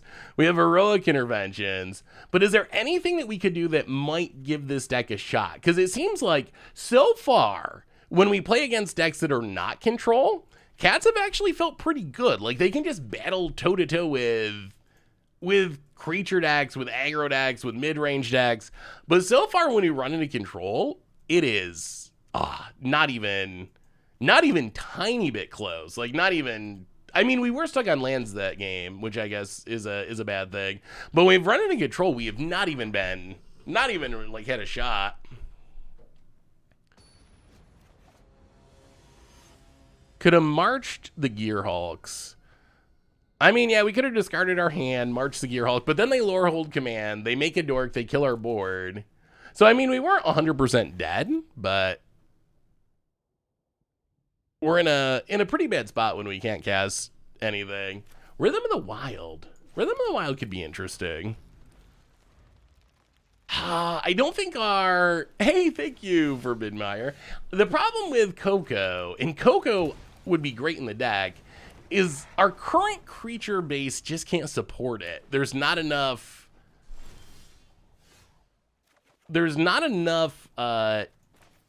many expensive creatures and not enough cheap creatures for us to actually be able to do it. Well, all right. Black Market Tycoon, make a treasure. Bronze-Eyed Lion. Oh boy. All right. Well, I mean, I think we...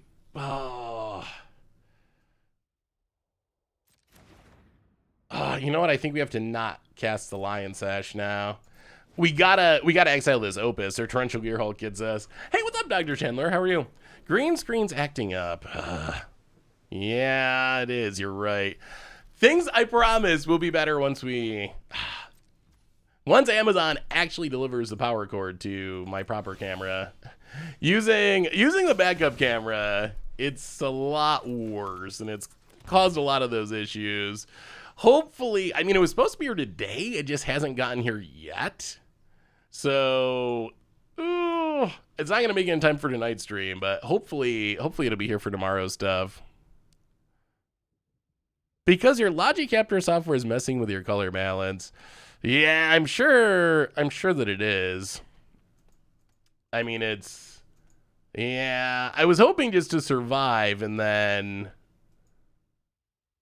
I mean, I can turn off auto white balance, I guess. I don't know.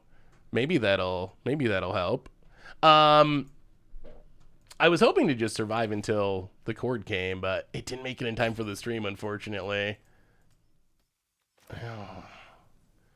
All right, Lion Sash.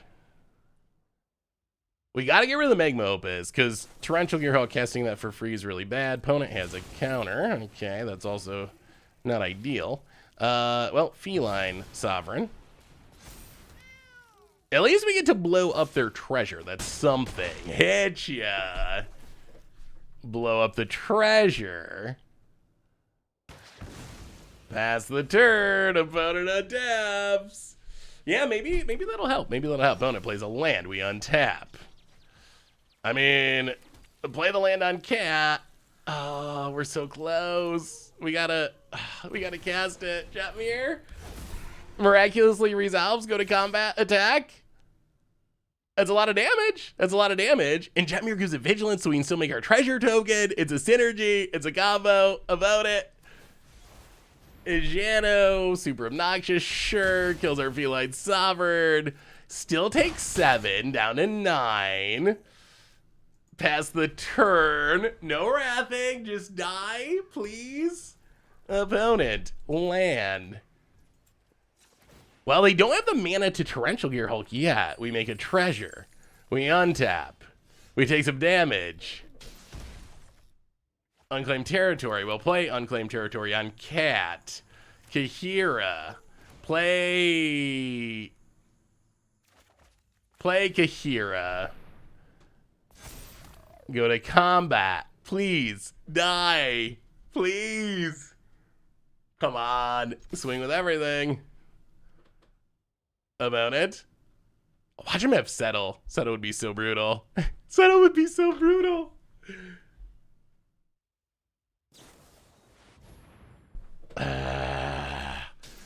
Lower hold command. Gains a bunch of life. Kills a bunch of stuff. Goes to 2 but doesn't die. Alright. Untap. Opponent. Land. This feels like a Torrential Gearhulk. Oh, there's still a Magma Opus. Yeah. Oh.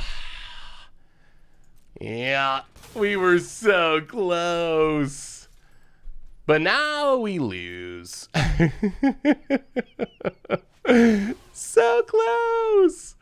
Yeah, we were trying to see if Cats work in Explore, and they've done well, except against control decks. And we've played 2 control decks in a row, and they just...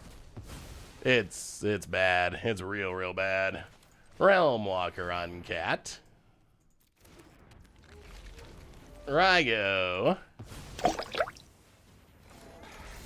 Pass the turn. Jay Zoller! Hey, good to see you. How's everything been, Jay Zoller? Welcome to the Fishbowl. There's no Mana Tithe in this format. We also need Mana Tithe. Opponent passes.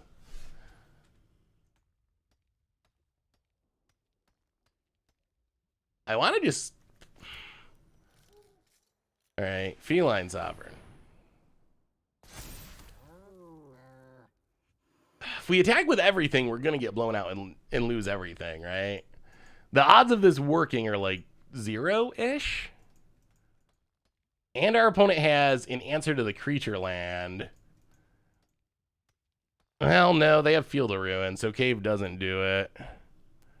Huh. How have things been, Jay Zoller? Welcome back to the Fishbowl. Thank you for your subscription. Big Soup, you're here. Thank you. No, I mean...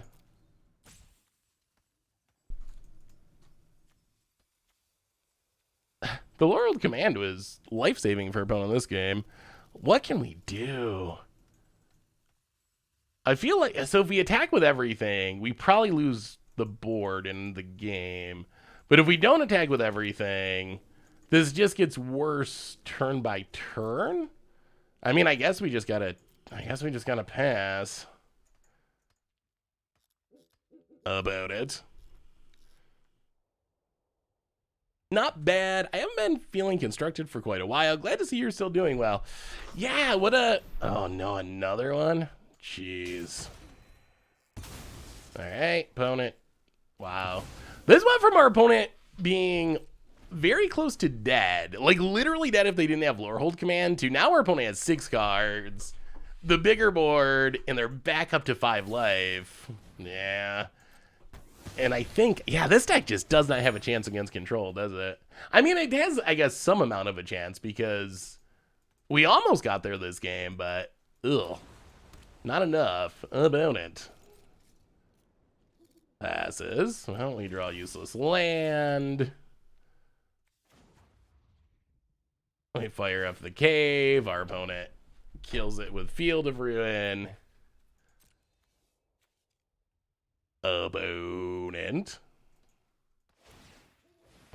Yeah, Field of Ruin. Well, make a mana.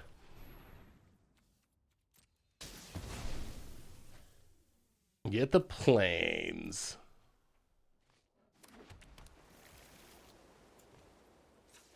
Draw a card.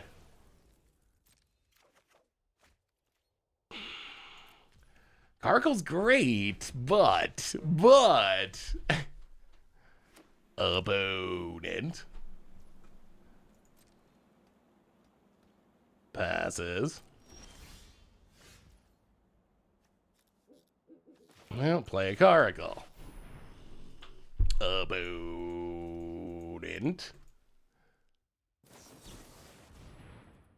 back up to 8. Yeah. Well, Black Market Tycoon. Yeah. Maybe sideboard Chandra is not on theme, but pain for control to deal with. Yeah. I think, yeah, Separpard. On paper, you think, on paper, Separpard looks like a good answer. But in practice, it's just so easy for control decks to kill that it doesn't actually, yes, game. I mean, we're just locked. Yeah. Scoop for the sake of this not being especially enjoyable at this point. I've been playing a Gruul-based deck on a free-to-play account. I can try Cindervine, Clothis, Leyland, and Combustion in the sideboard. Those are incredibly gated against control. Cindervines can be good. Clothis, yeah, those are good suggestions, Sir Roberts. I like it. Huh. So what's the overall thought on cats then? What is for that suggestion, Sir Roberts? How about how would you like a pack? I have more packs to give away. That's a good suggestion. What cards do you want to see reprinted into Arena for Explorer? I actually did a video about a week ago. All right, Sir Roberts. This one's for you for the good control hate suggestions. What do we get here from our Commander Legends? Commander Legends, Battle for Baldur's Gate, Adventures in the Frown Rounds, Dungeons & Dragons booster pack. A bunch of commons. Many commons.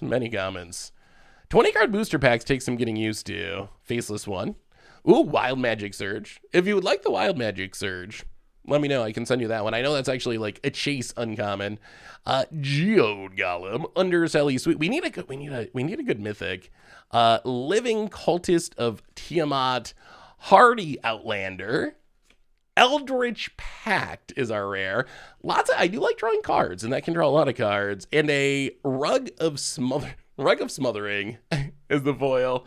Well, Sir Roberts, send me a email, servanello@mtggoldfish.com. Let me know where to send it if you want them signed, and I'll get them out to you. This is an old camera. unfortunately. What have you been playing in Abzan Cats? What does black offer? I mean, I guess it gives good removal. As far as cats themselves, I think we have like all the good cats. I mean, so the questions with this deck, Collected Company's been brought up, and I think Collected Company is great. The question is, how do we make it work? I feel like Regal Caracle's really good. Jetmir is the reason we're playing the deck. The War Leader is a little more hit or miss. We could cut War Leaders. Azeka's Chariot's obviously absurd, but I guess we could cut it. So if we did something like this, and then went with Collected Company, how many hits would we have? We would have 4, 8, 10, 11, 12, 13, 14, 15, 16, 17, 18, 19.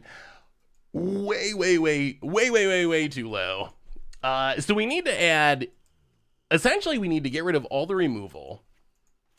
We can add creature removal. This is going to cost us Kahira though.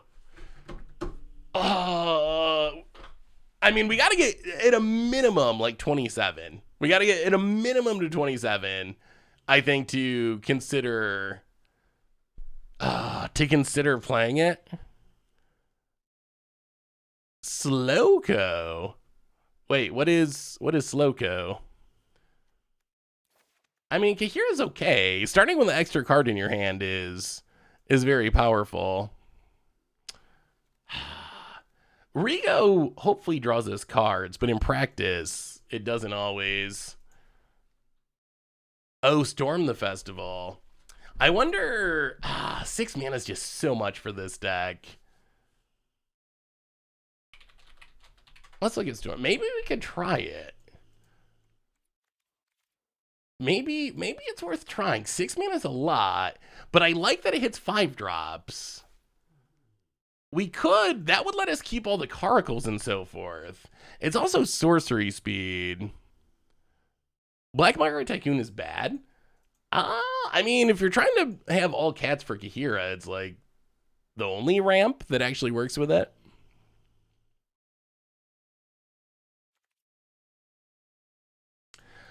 I mean, yeah, we could add more we could go less cats and just add more generically good cards. Like Fable the Mirror Breaker, it's not a cat, but it's just a powerful card. Going big rampy smashy instead of Coco feels like what Jetmir Cat deck wants to do.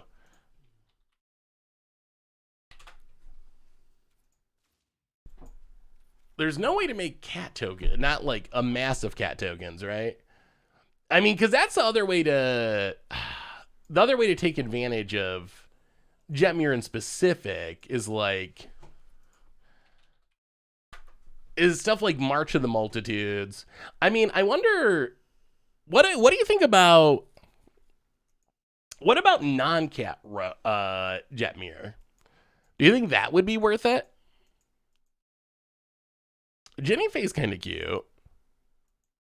Like, what if you just go like Jetmir and Rabble Rousing and March of the Multitudes? Like, could an actual just straight up token deck work? Would that be better?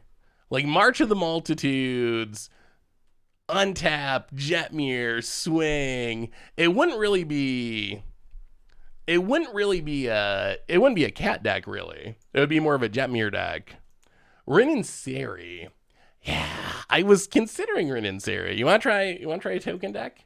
All right, hang on. Let's start over so we still have our cat deck. Let's see if we can build a token version of Jetmir. So let's see. So any suggestions? Give me your suggestions. So Jetmir, that's the card this is all about. I think if we're gonna play 4 Jetmirs, I think we want Fable the Mirror Breaker. Fable the Mirror Breaker lets us filter away extras. It does make a token. March of the Multitudes, I think, is the biggest payoff.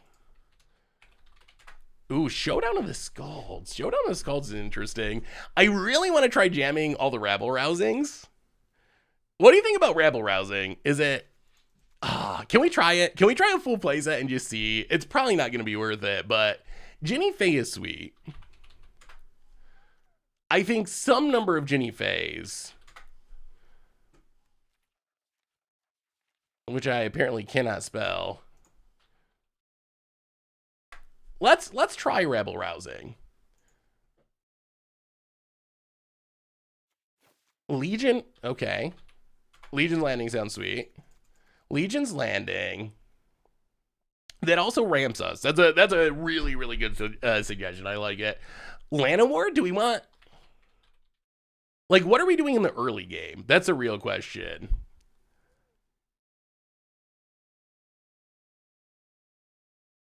All right, let's go token, and let's look at the higher rarity stuff first. Stay in Naya. All right, what else do we have that works with this plan? Outlaw's Merriment could be cool. I think Dawn of Hope's a little bit too slow. Hero of Precinct 1 is interesting. We would have to focus much more on the multicolor cards to make it work. Hey, what's up, Dandy Floss? How are you? Finale of Glory. Yeah, raise the alarm. Oh, what about Adeleine? Is that worth it? Oh, we already got a bunch of 3s. We really need 2s. We need 1s and 2s. Oh, History of Benalia is actually a good card. Halo Fountain is fun. Oh, what about... I forgot. Dak Fade... Or, Jetmir Cat cares about tokens, right? Whenever one or more non-tokens attack. Okay, that's less exciting.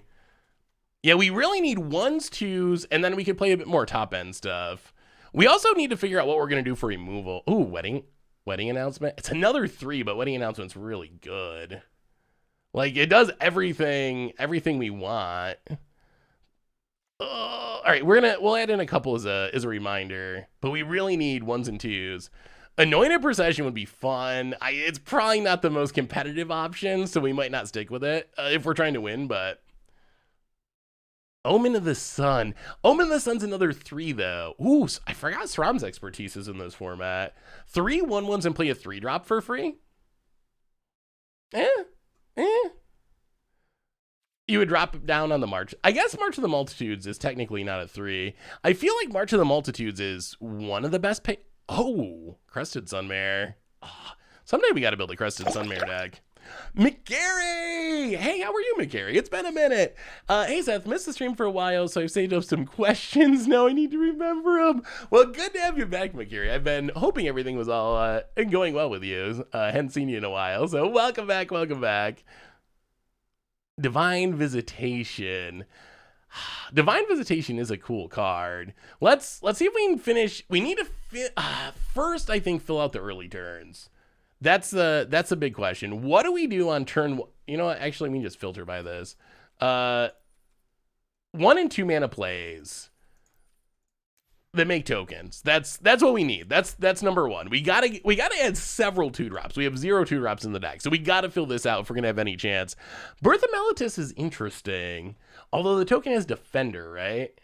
I think the Defender token might be a deal breaker. We can default to just raise the alarm. It's not exciting, but it is just 2 bodies on the battlefield for 2 mana, which it's fine. Like it's not great, but it's okay. It's okay. Prosperous Innkeeper Gallic Readers. Those would work well with the ramp plan. Like getting into our top end a little bit faster. Dragon Fodder is, I guess, also raise the alarm level. Basically another raise the alarm. I think that Tillinelli Summoner is cute, but it's just so slow. Probably too slow to really make an impact. Battlecry Goblin could be sweet. Yeah, we already got Legion's Landing. That's a good suggestion, though. But yeah, Legion's Landing definitely in the deck. Gallic Reader could be worth considering. Innkeeper. Oh, Ranger class. Do we have enough creatures to make it worth it? Not really at the moment. We have so many non-creature spells. Sapperling Migration. Oh, what about Caretti Charms at 3/2? Woodland Champion could be interesting. It doesn't make tokens. Young Pyro would be great if we had enough spells. I don't think we have enough spells to really make it work, though, at the moment. Any multicolor stuff? Make your mark. Lorehold. Beginning your end step, mill a card. If it lands, mill its way in a life, otherwise deals the damage. Pay 5. Oh, 5. Ew. Yeah, that's a little bit much. Just a smidge. Ooh, what about Amara? Amara could be an okay 2-drop. Join the Dance might be better than Raise the Alarm, honestly. I don't know how much instant speed is going to matter. Ejano's Uprising. What about Amara? Is it worth it? Courier's Briefcase. Torrents. Oh, yeah. Oh, they're also 3-drops. Is Amara good enough? Well, that gives us more 2 and 3-drops. Not super powerful ones, but it does just add bodies.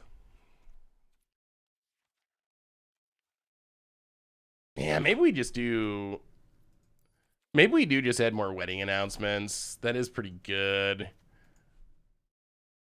Magda. Despair Sentinel, Amara. I mean, this deck is going to make a lot of tokens. Whether or not that leads to us winning, that's up for debate, but it has... Ooh. Oketra's Monument. We need to cast white creatures, though. Jetmir, we have Jetmir, we have Ginny Faye. It's just not enough white creatures, although I do like the idea. Esper Sentinel, not legal in Explorer, unfortunately. Okay, I think this seems fine. Cavalcade of Calamity. Could be sweet. Hero Precinct 1. I mean, we could try to make it work and focus more on multicolor stuff. I think we would have to focus more on multicolor, though. You really want as much of your deck, and we don't have any removal in the deck at the moment, which might be a problem. Rite of Harmony. I'm gonna have to... Let me look at it. I do like drawing cards, and it seems like you could draw a ton of cards, which would be kind of hilarious. I don't know about Hero Precinct 1. Can we get enough multicolor stuff? Kaya, if we went into different colors, like Kaya could be good. Kaya could be good if we had black mana.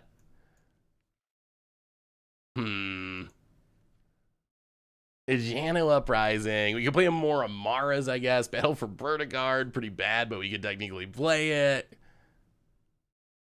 Torrens. Whenever you cast a creature spell, make a human. Yeah, we're light on creatures, I think. Sky Knight Vanguard could actually work. Cabretti Charm. The other question is, how do we kill things? Like, how do we actually kill things? Minsk could be good. We got a new donation from McKiri. $50. Oh my goodness. Thank you so much, McGarry. Question number 1. Would Xander be too strong if all of its abilities said rounded up and it exiled instead of milled?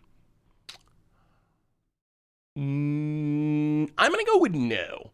I think it might make people a little salty in Commander, but I think in general it would actually be pretty fine. I think it's a little too underpowered as it is, honestly. I think it could be stronger. As it is, I don't think it's really good enough to actually see play outside of just playing it for fun in Commander. So I'm gonna go with yes. Those changes would actually maybe put it on the right power level. That said, like, I don't know, it's still a 6/6 that you can cheat into play pretty easily. So I don't know if I'd want to see that happen, but I think it'd be okay. Uh-oh, your Magic Arena isn't loading? That's not good. You never know with Arena. Just Arena things. You never know. All right, let's just try a couple games with the deck. Let's try a couple games and see what happens. As I'm adding these lands, chat, what are we putting in the sideboard to beat Control? What is our best sideboard card against Control? Swing for 0. Welcome to the Fishbowl. Thank you so much for your subscription. Big super for you. Thank you. Having some removal, I think, would probably be wise. We're gonna want some amount of removal. We have another new donate. Oh my goodness, McKiri, good lord, $100. Question number 2. Thank you so much, McGarry. After building the mill deck with crabs and new fetches, would you consider building a Selesnya or Naya landfall deck with them? Lotus, Coda, Sorb, Felidare, Retreat. Yes, yes, yes, yes, yes. In fact, someone actually posted a 5-0 in a Pioneer League on Magic Online, playing mostly that mana base. There was a couple of shock lands, but it was like landfall stuff in Omnath, and they were playing all those new fetch lands. If it's good enough to work in Pioneer, I think it can work in Standard, and it's budget friendly. So I think there's actually a lot of untapped potential in the land cycle that has not really been realized yet. So yes, and I think I will likely do that in the near future because I think it'd be sweet. I think it'd be sweet, and I think it could actually be good. Zariel. Ooh. All right, let's go with the Sir Robert plan. Cindervines. I mean, so Clothis. Clothis is good. So Clothis is in the sideboard. Cindervines. More Amara. The only question with Amara is, can we get in with it enough? That's kind of my concern. Also, we need some removal, I think. Maybe we don't. Maybe, I mean, I think I love Anointed Procession, but it probably is just a little memey. Maybe Skyclave is fine. It is a body. Bodies on the battlefield are helpful with what we're trying to do. It is another 3-drop, which is a little bit clunky. Can we make enough bodies for... Can we make enough bodies for this to work? Maybe we want another Jenny Faye. Oh, Hearse. Yeah, her seems good in the sideboard. We're getting close. We're getting close to a deck. We're almost there. Amiria's Call. Oh, Chariot. You're right. The Chariot's so good. Oh, now we're getting way too many cards. We're getting, okay, we gotta cut some stuff. We gotta cut some stuff. We're getting there. We're almost done. We're gonna play Magic shortly. I promise. I promise. Everyone has so many good suggestions. Too many good suggestions.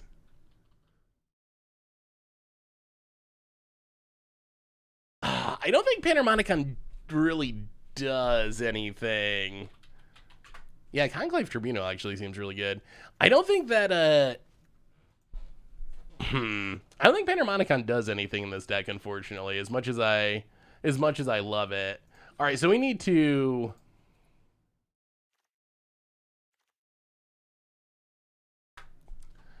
All right, we can play the Miria's Call. We can cut back on whatever planes. Oh, we don't have any? Ew.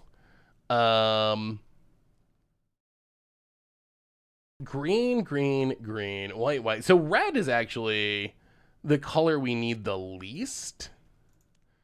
No basics is probably just way too greedy. Trim.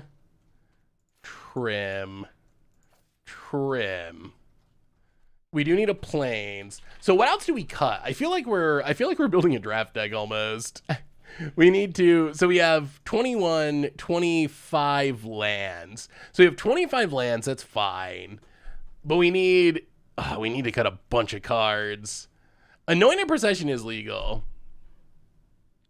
Ooh, Tornado Watch. Uh-oh. Yeah, I mean, I'm a couple hours from Buffalo, but probably close enough where it could be a concern. Yeah, brewing live can be a challenge.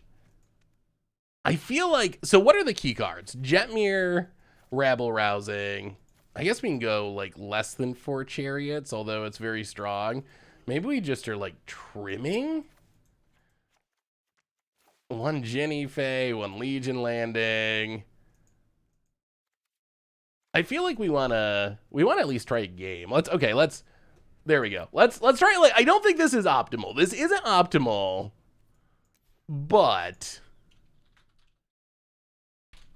It's not optimal, but I think it's functional. It's functional enough that we can jam some games and see how it feels. Why not play standard at some point? Huh, we just played standard for Budget Magic this week. Oh, the channel lands. Yeah, the channel lands probably are good additions. We can add them next game. All right, we need to give away a booster as we're going into this game. Who would like a booster? Who would like a booster?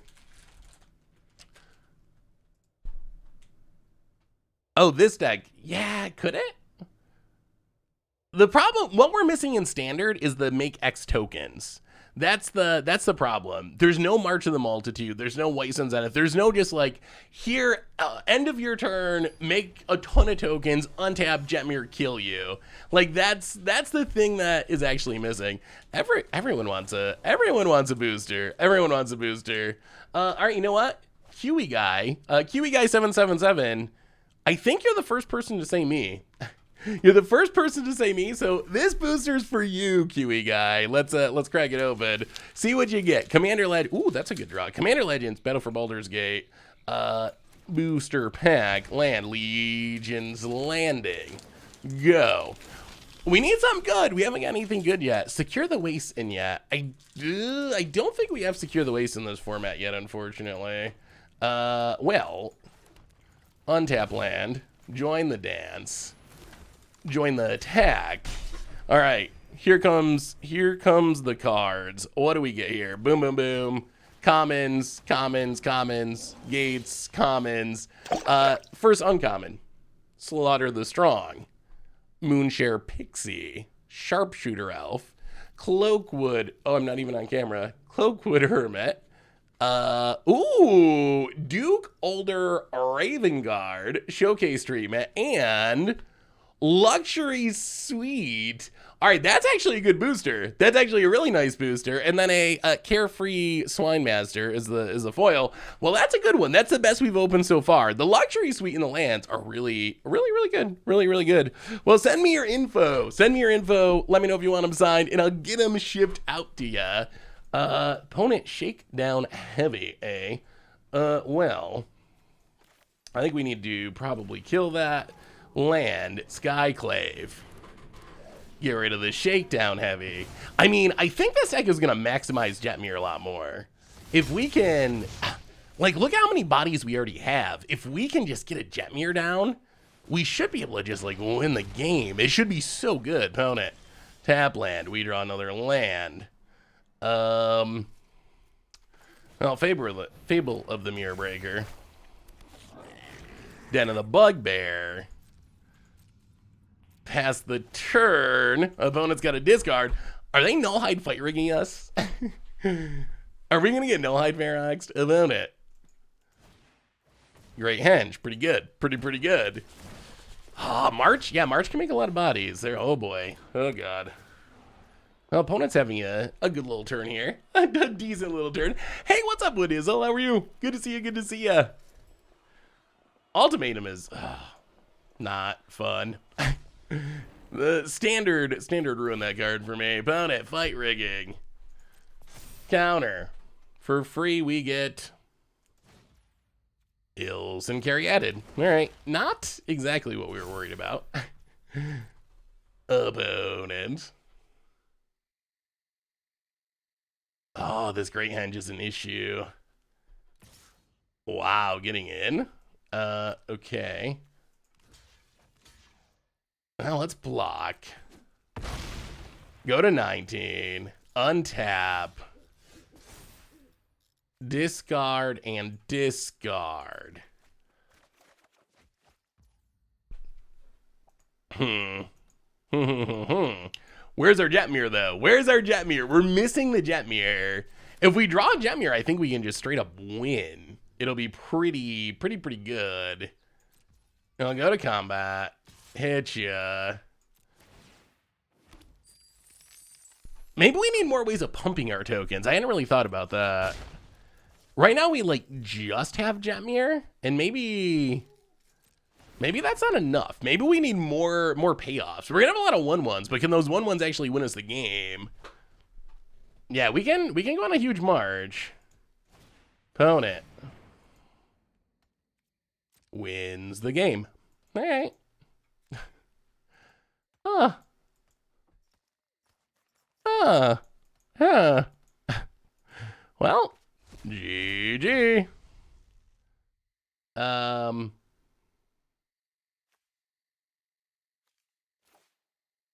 Okay.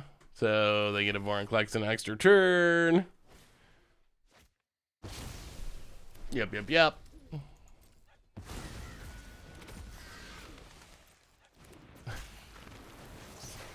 Draws some cards. I feel like we're trying to play. Oh, Wall of Chaos. My apologies. Did I miss your sub? I did. Lucky 66-month anniversary. My apologies. Welcome to the Fishbowl. Thank you so much for your subscription. Big super for you. Thank you. About it. Gets in. To show you that I'm apologetic, Wall of Chaos. Would you like a booster pack? Would you like a booster pack? I'm still. This game's so over. Maybe we're just playing too fair of Magic in a world where everyone's either control or doing something just more busted. Maybe we're just playing too fairly. There is no Cathartic Crusade in this format. All right, opponent. Big things in fight rigging. What do we have that can be good against big things in fight rigging? I mean, big things in fight rigging is one thing. Emergent Ultimatum, though. Oh. One of those 2019 cards where Wizards just forgot about power level for a year or two. Took a break. Took a break on power level. Oh, all right. Wall of Chaos. This booster's for you. Hopefully we get you something good. Let's see what we can find. And then we will finish sideboarding. All right. Boom. Flip it around. A bunch of commons. Get through those. Ooh, okay. Burnished Heart. Uncommon number 1. Stone Skin. Good butt pumping card. +0/+10. Lulu. I'm gonna actually build a Lulu Blink deck, or use this as my commander in a Blink deck. Amber Grizzle Omar, Candle Sage as a background, and Robe of the Archmagi as a rare, and the Null Warband. Oh, well, Wall of Chaos. Send me your info. Sarah@MTGGoldfish.com. Let me know if you'd like them signed, and I'll get them shipped out to you. Okay, so is Cindervines worth it? I mean, it stops fight rigging. It doesn't stop Emergent Ultimatum. Skyclave sort of stops it. I just wanna Jetmir someone. Is that too much to ask to just Jetmir someone? Maybe Amara's not gonna do it. All right, let's try it. Wouldn't Cabretti Charm be good here? Cabretti Charm, this is the kind of deck where it would be good. It's really more of just a numbers game. Oh, also a reminder that our sponsor today is Card Kingdom. If you need some magical cards, you can get them over at cardkingdom.com/MTGGoldfish. Well, can't keep that one. We got a Rabble Rousing. Well,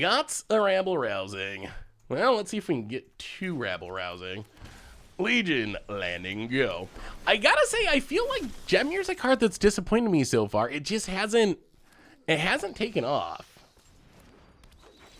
It seems like a powerful effect, but I have not seen any decks taking advantage of it. Opponent takes the 1. Also, Weather didn't want me to leave my house, so I couldn't visit her, but today's my mom's 30th birthday. Oh, or 80th anniversary. That is awesome. Well, if you get to talk to your mother, Mindsapthrow, tell her happy birthday from me. 80. I think that's roughly my grandmother's age. I believe she turns 80 this year, I believe. Ajano Uprising could be interesting, although it does give the opponent stuff. That is a risk. I don't know. It's all a question of like, how do you make cards fit? Like that's the real question. We already had way more cards than we wanted. So everything we add, we got to take something out. That is the biggest challenge of brewing, really. Or we go Yariad. Just throw it all in. Opponent gets in. Hits us for a bunch. Down to 13. We have another new donation. Another shakedown heavy. Golly gee. Okay. Opponent passes. Well, play the land. Play the rabble rousing. Hideaway. Fateful absence. Oh, that doesn't work. All right. Crew like this. We have a new donation from Lucid. All right, go attacking. Get some triggers, flip. Copy the cat. I mean, we're snowballing. We're seeing the rabble rousing going off. We are going to lose something here, but we're making a lot of bodies. Opponent down to 11. This doesn't mean our opponent won't just emerge ultimatum. Next turn we can kill something with a rabble rousing. $2 donation. I think the card Johnny Greatheart from War could be good in this deck. I think it acts as more Jetmirs by pumping Vorinclex. All right, scary. By pumping, plus the vigilance is super important to convoke March of the Multitude. Do we win? Oh, we need. So we play these. Tap, tap. 2, 4, 5, 9, 10, 11, 12. Okay. Sure. Or actually, no. Then they're untapped and they can block. Okay, I think this is fine. I think we just have to block one. So block a shakedown heavy. Oh, is this going to leave us short on bodies? It might. 1, 2, 3, 4. So we have 4, 5, 6, 7, 8, 9, 10.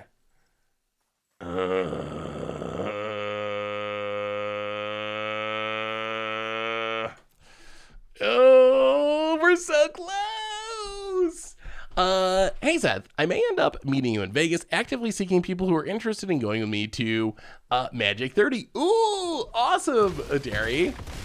Well, that'd be sweet. I hope. Oh, this might do it. I think this lets us crew without using our. Oh, it doesn't work. Wow, so we're dead. That is. Oh, we got wrecked by Vorinclex. Yeah, we just don't have. We're literally 1 power short of winning. 1 power.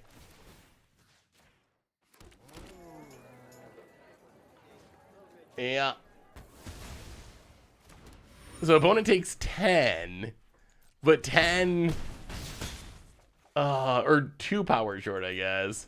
All right, well, we got rid of Vorinclex, so I guess we're not literally dead. Like, these shakedown heavies can be untapped, so maybe we just get there next turn. Yeah, I guess casting it was a punt. Who plays Vorinclex, though, in the year 2022?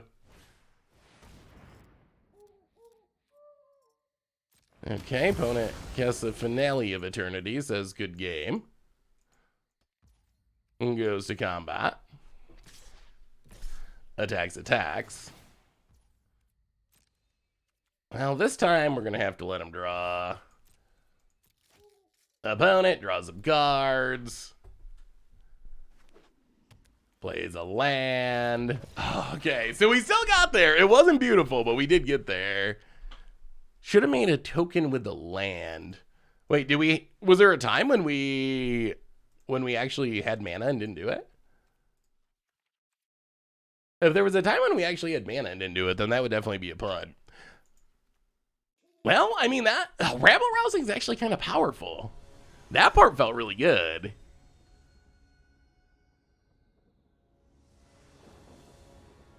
Oh, send me your enchantment list again, dog. Oh, this hand looks pretty sweet. I mean, we don't interact, but we're not really about interacting. Food post time, eh? Ooh, what is this Magikarp? The bread looks good. Actually, this all looks delicious. I have no idea what it is, but it looks delicious. Ooh, there's rabble rousing. Untap land. Legion landing. What other Anthem type effects could we shove in this deck to make the token stronger side from Jetmir? So there's like some one-shot spell pumping style effects. Aw. Well, yeah, I think we do this just to get an extra token.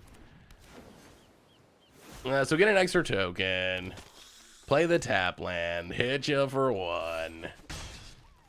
I mean, we got the rabble rousing. Paladin class. What's the one that's like +2/+2 for 2 mana instant speed? They played in standard a little bit.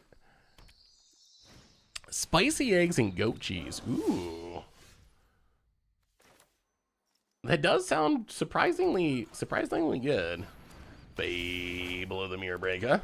That's the turn. Opponent. There's no Rocco. My concern with Rocco is we don't have many creatures. And oh god, so much text to read. At the beginning of each combat, if it's untapped, an opponent may tap an untapped creature they control. If they do, tap it and make a 1/1 flish that can't be blocked. All right, so no, we will not do that. Opponent gets in, hits us. We will take it. Down to 13. Now discard Amiria's Call and wedding announcement. I'll play the land, play the chariot. Opponent's got some big old bodies. Well, pass the turn. No attacks, unfortunately. Opponent just playing 6 power creatures for 3 and 4 right up the curve. So the issue with Rocco, like the idea of Rocco getting Jetmir is sweet, but that would require us getting to what, 7 mana? I just don't know how practical it is for our deck not really having ramp to get to 7 mana. That's my concern. And we don't really have any cheap or many cheap creatures that we can tutor out with it in the meantime. All right, we're taking our beats.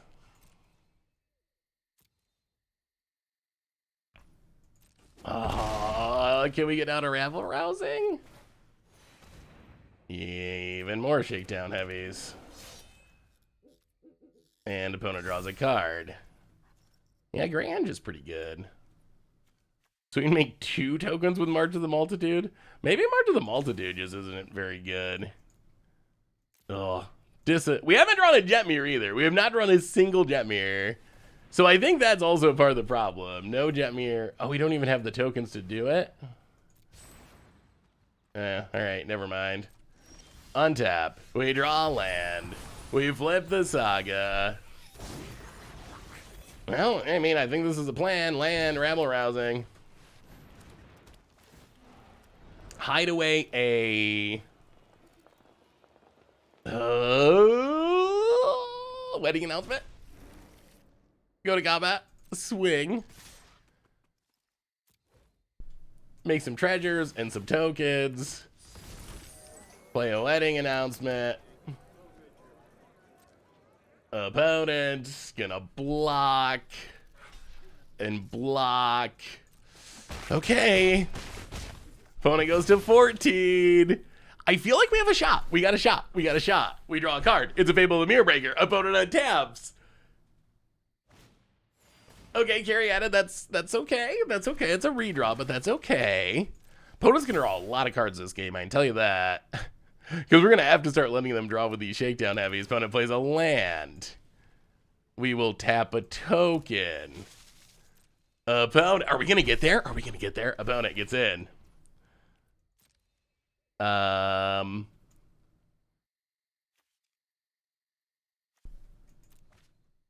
it.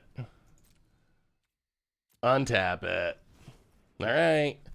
1, 2, 3, 4, 5, 6. All right, make some more tokens. Actually, we can go. We can make 4 tokens. All right, March of the Multitudes. Make some more dorks. We're going to make so many tokens this turn, I think. Rabble Rousing number 2. Okay, some tokens will be made. Cinder Vines. Oh my god. Oh my goodness, this is sweet. Go to combat. Attack you. Rabble Rousings for days. Cast a Cinder Vines. 26 tokens. This doesn't mean that we win necessarily. We can still get Emergent Ultimatum, but that was some rabbling. That was a rabbling. I think that Rabble Rousing is not doing you any favors. You don't have any big payoffs for rousing. I mean, I think the payoff is just like all the tokens we're making. I know. Where's all of our Jetmirs? The Jetmirs would be so good. All right, so opponent does a bunch of blocking. Drops to 7.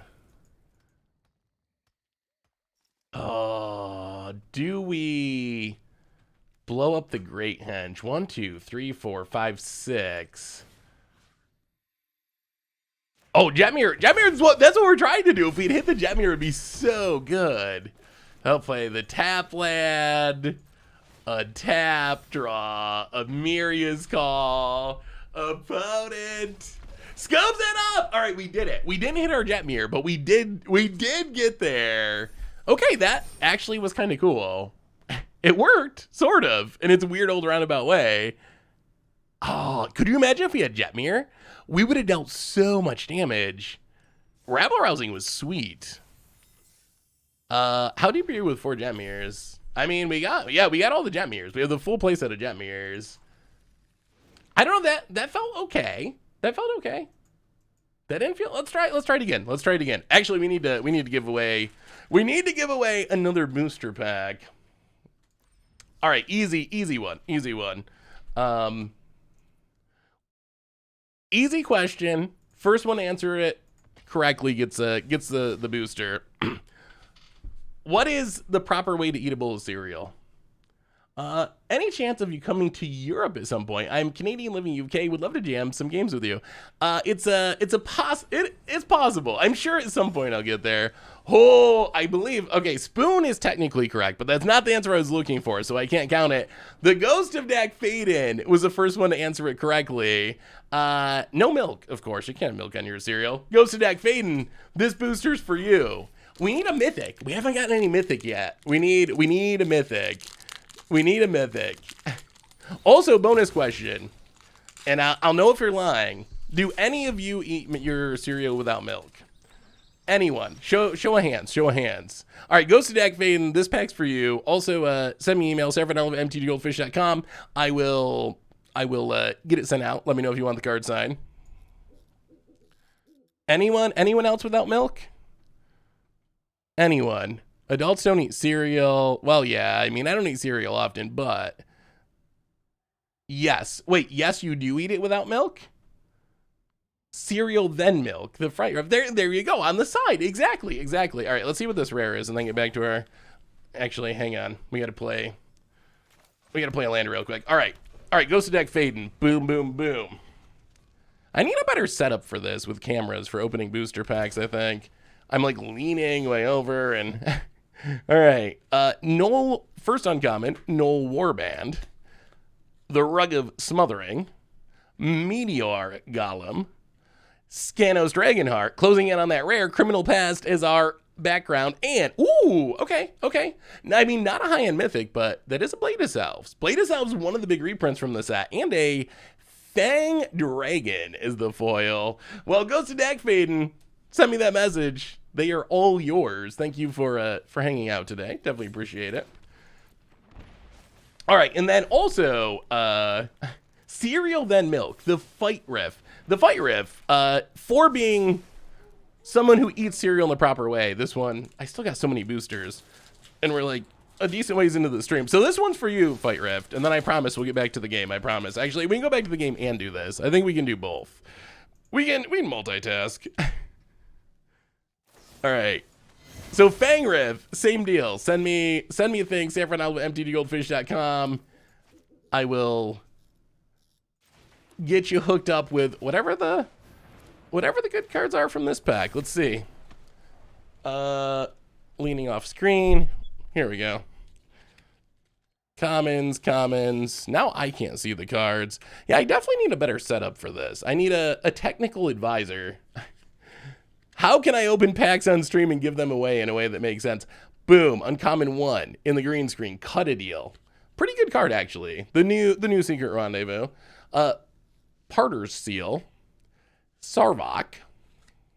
Candlekeep Sage. And, ooh, there we go. AFR treatment Gorian the Wise is rare number 1. Ooh, all right. Reflecting Pool. Actually a pretty valuable land, rare number 2. And, oh my God. That is, oh my goodness. You've never been luckier for not eating milk on cereal. That is a foil. That is a foil treatment Ancient Copper Dragon. I believe the literal most expensive card you can open in a normal booster of Commander Legends. Wow. Yeah, so definitely definitely send me your info. I think you are definitely going to want to claim that prize. Yeah, Ancient Copper Dragon. Wow, that is a hit. Ancient Copper Dragon. How much is it? Ancient Copper Dragon foil showcase. That's the one. 150 big ones according to TCG Mid.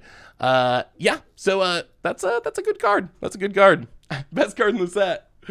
Wow. Well, I'm glad we actually hit some good cards. I was afraid we wouldn't hit any good cards for all of our lovely viewers. That's a win. That's a win. Get in it, yeah. I've been playing some Jetmir in Standard, best of 1, made some changes for Explorer. Ooh, let me see you, Sir Robert. All right, so we flipped the wedding announcement. This seems to be going well just because our opponent's just not doing anything. Wow, that was a good pack. That was a really good pack.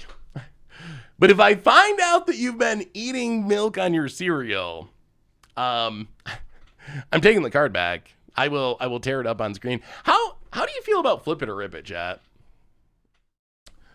How do you feel about that game? I know you couldn't pay me $150 to eat cereal without milk. Really? That strong of feelings. I remember there being like a big controversy over it at one point. Someone doing it. I mean, I've always kind of been in the camp of like, I don't know, it's your cards. It's stupid. Like, I don't know why you'd pay money. It's wasteful. I don't know why you'd spend money on something only to rip it. Like, it seems like a silly thing to do. But at the same time, I never really understood why people got so upset about it. I'm trying to remember. Oh, there was some content person that did it a few years ago, and there was like a really big backlash. But I've never understood that either. I've never understood why anyone would actually get so bent out of shape about someone else being foolish with their own money and doing that. Bigger question should be milk then cereal or cereal then milk. I mean, you can do them at the same time. They just got to be not physically together. Like foods are designed to be separate. Once you put them together, that's where the problems happen. But milk on the side and then cereal on the other side, you can take a bite of cereal and then drink some milk. You can even still have the cereal in your mouth. Technically, that's fine. You just can't put the milk in the bowl on the cereal. That's where you get sogginess and all kinds of undesirable side effects. There's a science to it. You eat sandwiches later. Oh, we haven't even talked about my sandwich eating. My sandwich eating is probably just is weird because I don't like any. I don't like any dressings. No, you can't have any.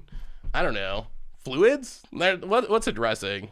Some of them are fluids, I guess. No fluids on sandwiches either. I always get the weirdest looks when I go to a sandwich shop or a Subway or something, because everyone assumes you got to have the mayo, you got to have some oil, you gotta have something. No sauces, none of that stuff. No. The meat, the cheese, a bit of lettuce. If you want to throw in some other veggies, I'm not gonna fight about it. Usually I don't, but that's fine. But no sauces. You can't have any sauces.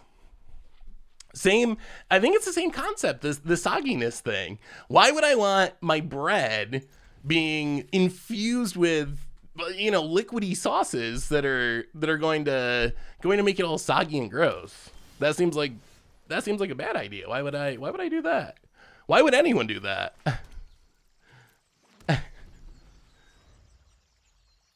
Thinks cheese is the sauce. Cheese is good. I like cheese. We have a new donation, by the way. A new donation from what is weirder? No milk on cereal or no sauces on sandwiches. What is a $5 donation? The deck you helped me with went forward for the Dallas SCG event. Thanks for all the help. What is that's awesome. Congratulations. That is super exciting. I know that anytime I do a video and end up getting a 50% win rate, I'm usually pretty thrilled about it. So that's super, super sweet. Will you eat chips inside the sandwich? Not normally. Certain sandwiches sometimes, like I don't really like tuna fish, but in the past when I've had a tuna fish sandwich, the chips can go good. The crunchy like saltiness of the chips goes well with tuna fish in specific. Kingo Sharks handing out a bunch of gift subs. All right, hang on. We gotta play this, and then we'll get the gift subs. Untap Land, Fable Mirror Breaker, no countering opponent. Kingo Sharks to make biggins to Juice Caboose, Siege Wino, nice username. Red Briar and BG Stelts, welcome to the Fishbowl. Thank you so much for your subscription. Big tip for you. Thank you, and thank you to Kingo Sharks for handing out the gift subs. Doritos on a ham and cheese sandwich just hits different. Oh, I can see that. Maybe I gotta be more adventurous with putting chips on things. Perhaps. What about ketchup on eggs? Is that a thing you've even heard of? I know some people that do that. I know the first time I heard about that, I thought it was so weird. But then I've learned that other people have done it too. I forget, like my uncle or someone when I was a kid did it, and I thought it was like the grossest thing. But now that I'm an adult, it's like, okay, well, whatever. Like actually a decent amount of people do that. I do not do ketchup on eggs, but that one doesn't freak me out that much. I do like ketchup and eggs, just together, a little bit weird. Yes, and it's an abomination. Tabasco sauce on, ooh. I don't know about that one. I'm not really a Tabasco saucer. I'll get and hit you. Opponent takes it. Wedding announcement. Oh, for the love of God, stop countering our stuff, opponent. Come on now. Okay. All right. We just want to invite you to our wedding. Mustard on soft pretzels. So mustard, I don't really like in general. Like in general, mustard's pretty meh. Ketchup is where it's at. Ketchup I do very much enjoy. Chat, can we all agree to ignore says food takes because we've got the best taste? Hey, I think I have pretty good taste. Come to think of it, we got another new donation from $5. Turn left 26. I'm still salty that spoon doesn't count. You know what? Turn left. Thank you for the $5 donation. And when I think about it, you were correct, technically correct, which is of course the best kind of correct. So just for that, this booster's for you. You deserve a booster, you do. So turn left 26 for being technically correct with your spoon answer about eating cereal. Hopefully, I don't know, we're not going to top that last pack. I mean, there's no way we can top the literal best card in the set. However, there are other good cards. Maybe we can get another one. All right, so let's do some crack packing. Turn left. Commons, uncommons, commons. All right. Inspired Tinkerer, uncommon one. Cast Down, decent reprint. We better cast a spell or do something, or we're gonna time out. Hammers of Mordian. All right, rare number 1. I think you get another one. Cultist of the Absolute, a background rare. So if you want to do a background deck, pretty good. Yes, it's a flump. We have Glunch the Bestower, who I will probably build a commander deck around because we all know I like flumping. Oh wow, it keeps getting better. A mythic. What was this pack? So we got a rare background into a Glunch, a rare legend, and then Baylor, a mythic, and then an uncommon foil legend in Safana. Well, that's actually kind of a good pack. That's better than I thought. Send me an email, Zephyr@mtggoldfish.com, and I will get it out to you. Turn left, and thank you for answering the serial question technically correctly. Clovis. Yeah, that was a pretty good pack. That was a pretty good one. Opponent with the disallow. Opponent.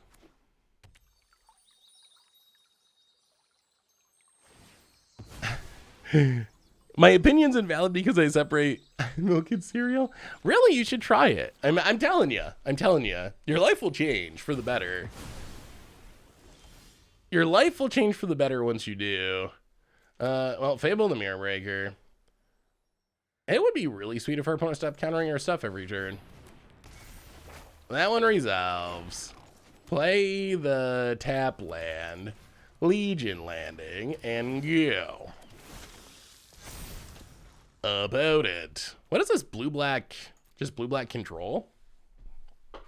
Not to be dramatic, but I'd literally rather die. Can we agree that waffle fries are the best fries? I can get behind that opinion. Scarab God. Oh, geez. Really now. So that's what we're doing. All right, we'll discard some. We might be dead.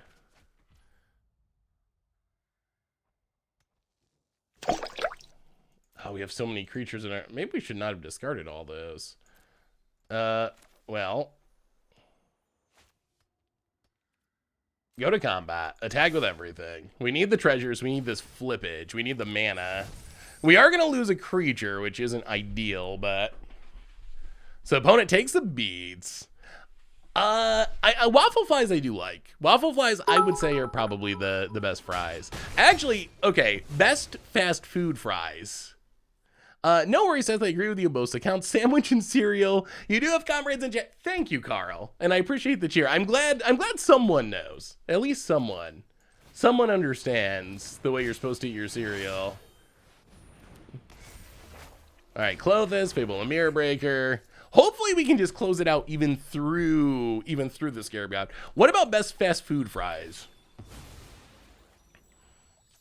Rally's fries are good. I like Rally's fries.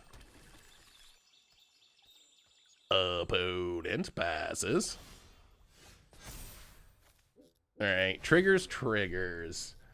We will try to exile this Clothis. That's the thing that we want our opponent to steal because it's not going to be a creature. We're pretty close to closing out this game, even through the Scarab God. So Saga flips. We'll discard a land and a... March of the Multitudes. Oh my god, it's Jetmir. That's Jetmir. That's a Jetmir. That's a Jetmir. Okay. Jetmir, do you have an answer? We finally drew a Jetmir. It took forever, but we found it. AC Uchan. Welcome to the visual for the 7th month. Here's another month of following you. Hope you're doing okay. Well, I appreciate it, AC. And disdainful stroke. All right, opponent apparently doesn't want to die yet.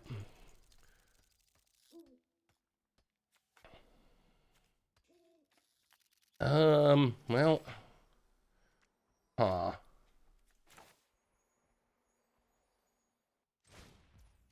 Fable the Mirror Breaker.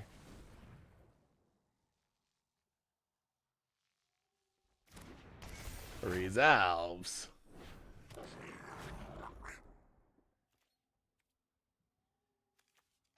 Oh, so if we attack, they get a 4/4.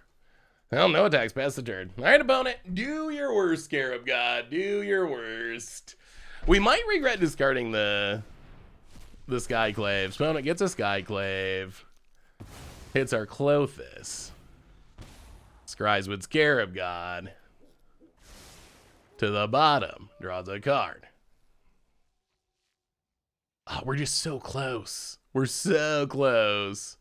But our opponent being able to eat our creatures, like so, is pretty obnoxious. It's our wedding announcement. Also pretty obnoxious. Liliana's Triumph, not very good. Opponent passes. Alright, well. Flip the Saga.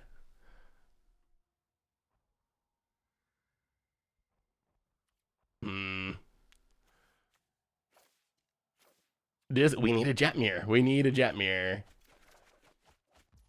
1, 2, 3, 4, 5, 6.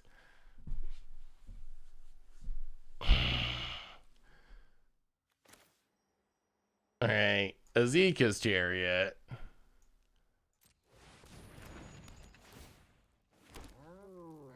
Make some tokens. Pass the turn. Opponent drains us. I don't know if we're going to win this or not, actually. Best fries, trick question. Making them myself from the bounty of the earth and slashing my own potatoes and frying them myself with the best fries. Homemade fries are really good. They really are. Hey, what's up, Mr. Deadman? How are you? Good to see you. Good to see you. Opponent. You can make copies during your opponent's end step. It's kind of like a little mini combo. Opponent getting our Jetmir. This is the old reverse Reno here. Opponent. Are we getting frisky?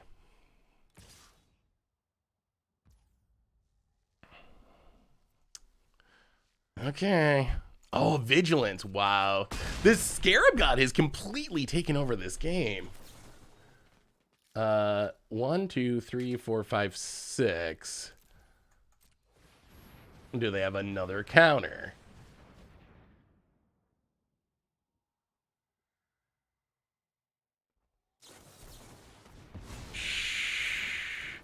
Wow, they do. I'll flip the Saga. Play the land.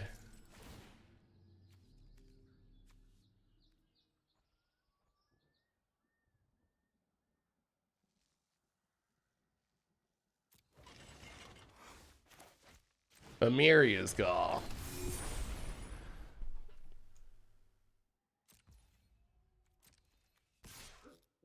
Go attacking.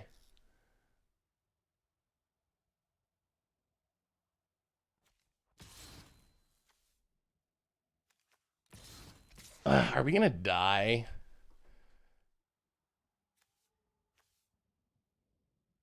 Indestructible until your next turn. So we shouldn't die.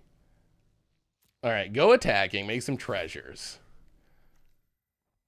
Copy a goblin. Could you imagine if we found a Jetmir? Jetmir would be so spectacular. Opponent blocks and blocks and blocks. I think our opponent needs a top deck though, because we also can block. Our opponent does get to scry a bunch, which is annoying. All right, opponent scries, drains down to 10. Are we gonna lose to the Scarab God like it was standard of 5 years ago? Wait, what are we getting punted for? Oh. Wait, we didn't have mana, right? 1, 2, 3, 4, 5, 6, 7. We didn't have any mana to do that. All right, so opponent goes on the big attack.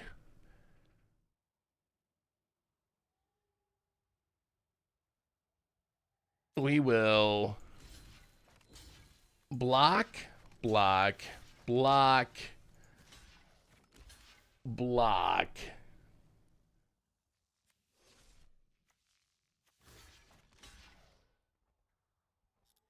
Okay, do a bunch of blocking.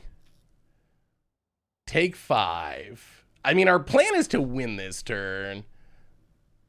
If our opponent has a Wrath, I guess. They need, like, something pretty good.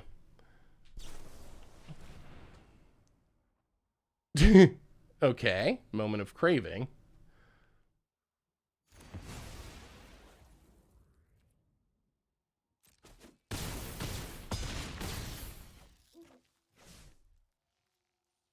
Opponent.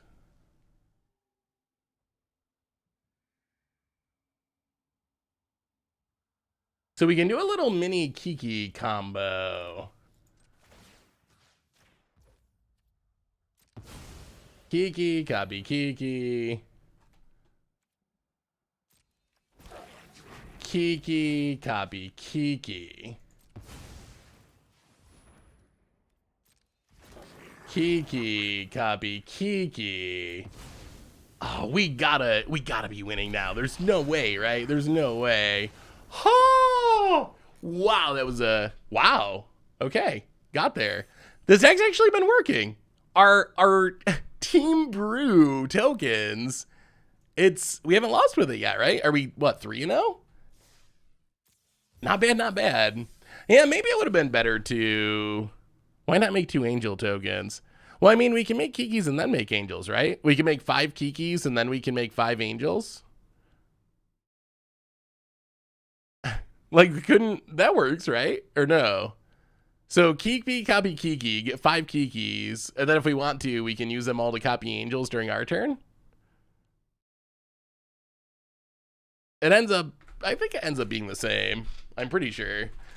All right, we need to give a card away. We need to give a card away. We're getting here to the end. We might be doing a giveaway for another stream. We're only like halfway through this box. I don't think we're gonna get there. Well, we already asked the cereal question. What other questions do we have? Okay. This'll test your knowledge of watching shorts on the YouTube channel. So over on the MTG Goldfish, oh no. I'll keep the pizza question in mind for the future. Over on the MTG Goldfish YouTube, I've been doing some shorts called Smarter Scummy that talk about controversial Magic plays and ask people to weigh in on them. We just had one that featured the Pen Trick, an infamous Magic bluff. Who is the player that is most widely associated with the Pen Trick? Oh, all right. The first person, I don't know how you answered that because I'm pretty sure there's a delay on the stream, so I'm not sure how you said Chapin before I finish answering the question. It's like that Jeopardy thing where they ask half the question, the person's already dinging in, but the answer is Patrick Chapin. The world's Pen Trick is the most famous instance that I know of the Pen Trick, which means this one's going to Matroska. Matroska, this bag's for you. Send me an email, sarahvanalva@mtgoldfish.com. Let me know if you want the card signed or not, and here we go. Hopefully, we've had some good hits. We've got lands, we got that ridiculous foil dragon. Hopefully, the good luck keeps going. All right, hang on, let me turn off this for a second. Definitely gonna get a better setup for this in the future. All right, commons. Common.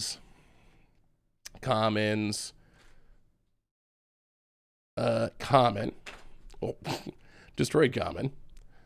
Faceless one. Okay. Uncommon 1. Ghost Lantern. Not bad. Uncommon 2. A white card, whose name I can't quite read through the glare. Number 3. Mahadi Emporium Master, a uncommon showcase legend. OG, the Exquisite Blade, another uncommon legend. Rare is... Oh, wait, that's a background. Feywild Visitor. Now the rare is... Oh, all right. Another land. The hits keep coming. That's a Spire Garden. And, a foil version of OG. Well, send over your info. sarahvanalva@mtgoldfish.com. Let me know if you want anything signed, and I will get it out to you. Congratulations. Congratulations. Well, this worked out. I'm glad I got the boxes. I'm glad I got the boxes so I could give them away. In a bid to show you, we have at least some amount of food taste agreements. Anchovies is not only the worst pizza topping, but among the worst foods ever. Where I would disagree, Magikarp, is I don't think anchovies are actually a food. I don't think they actually can count. They're so bad that we shouldn't even consider them edible. That's my opinion. How do we get in on this giveaway? You know what, Zach Wind? Just for asking, I think you just got in on this giveaway. Would you like this booster pack? I'm gonna crack it open for you right now. Thank you for asking. All you gotta do is send me your info of where to send the beautiful rare whirlpool from this pack. Let me know if you want me to sign it. saffronolive@mtggoldfish.com. Again, I'm not sending all the commons and uncommons. They're not worth anything, and they just make shipping hard and expensive. But I will send you the rare or any of the higher rarity cards if you got multiples or whatever. All right, uncommon 1, Candlekeep Inspiration. Number 2, Cloud Kill. Number 3, Skullport Merchant. Good standard card.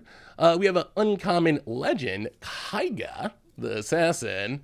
Dungeon Delve as a background. I guess we need to play a Legion Landing. And our rare is... Oh, all right, that's actually... This is one of my favorite rares from the set. That is Baldur's Gate, the new Cabal coffers for gates. And as a foil, we have the Goggles of Night. I really love Baldur's Gate, although I'm a little salty. So send me your info, Zach Wind, and I'll get it sent out to you. I'm a little salty that they did not add those cards to Moto. No Gone Gate, especially. Gone Gate is like the most important of the gates, I think, to make the new gate deck work, and they did not add it. Moto. Also, did you see the arena data? Did you see the data on it's mind-blowing. I know someone from Wizards came out and said, oh, our internal data is somewhat different or whatever, but the data on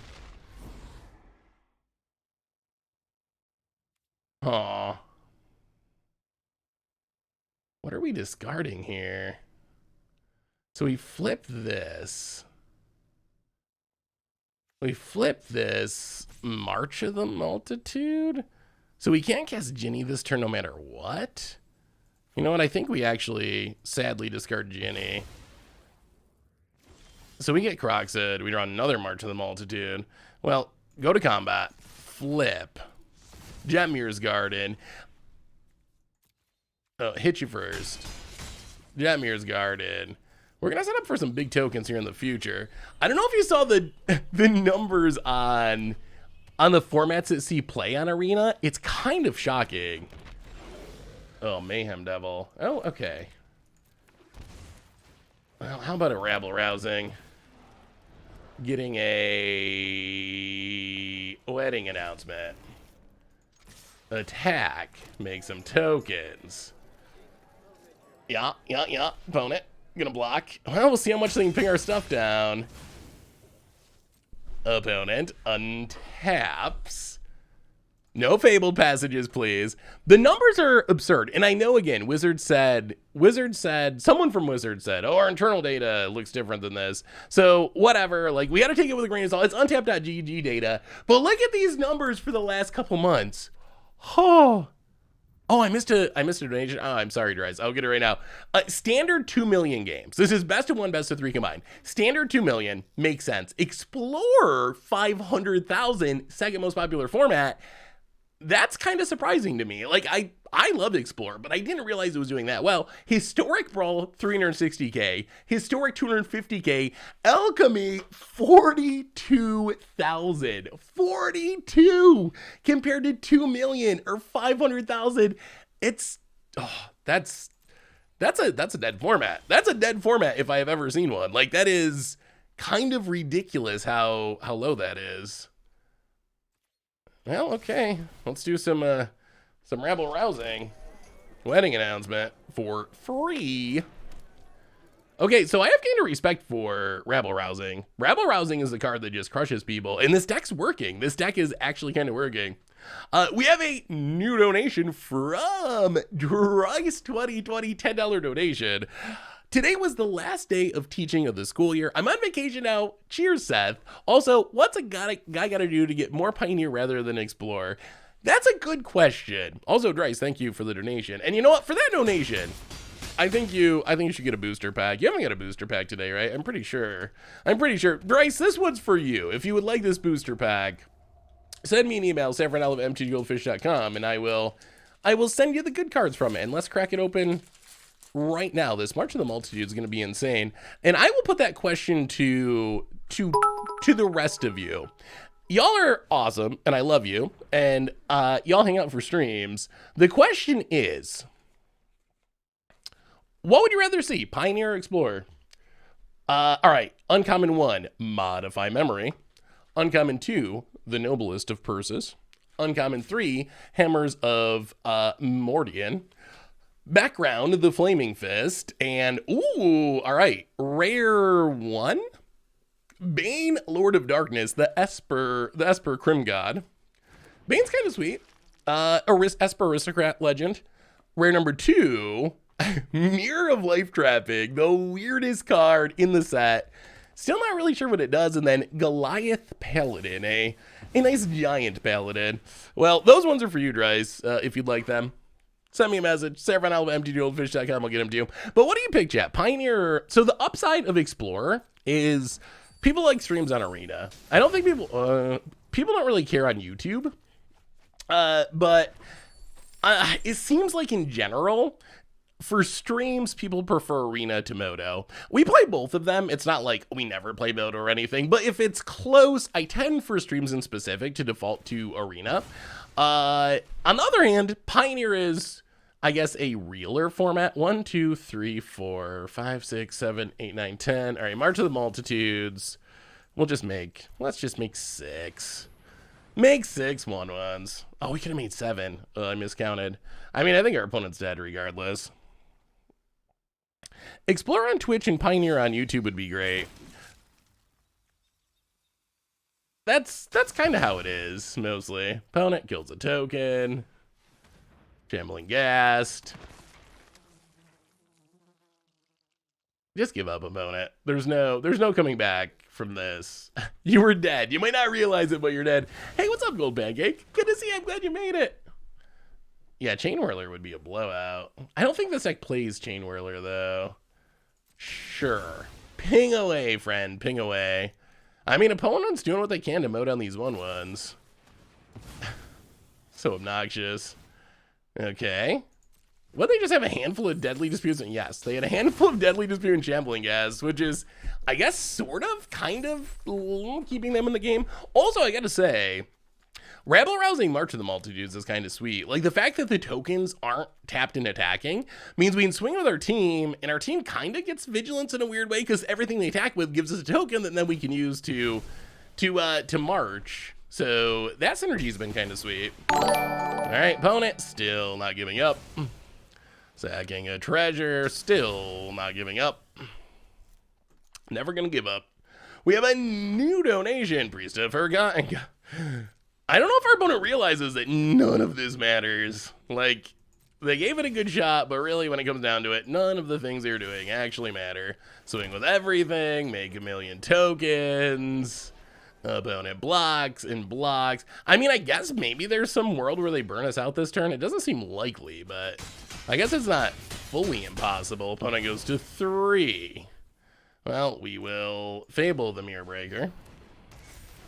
And pass the turn, draw a card. We have a new donation from... Uh-oh, where'd it go? There we go. From Wood Hizzle, $10 donation. I'd sell out for a booster pack. Also, is Relic Robber viable jank for a red Stompy Dragon, a red Stompy deck in Pioneer?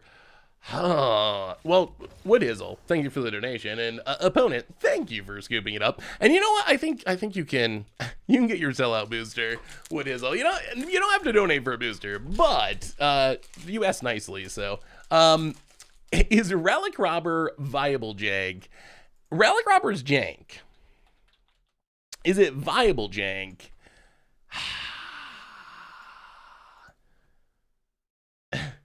So here would be my concerns. Number one, It's not very good stats. Number two, there are sacrifice decks in the format, and you really don't want to be giving sacrifice decks like we're playing against here fuel for sacrificing. So I'm going to go with jank, but not especially viable.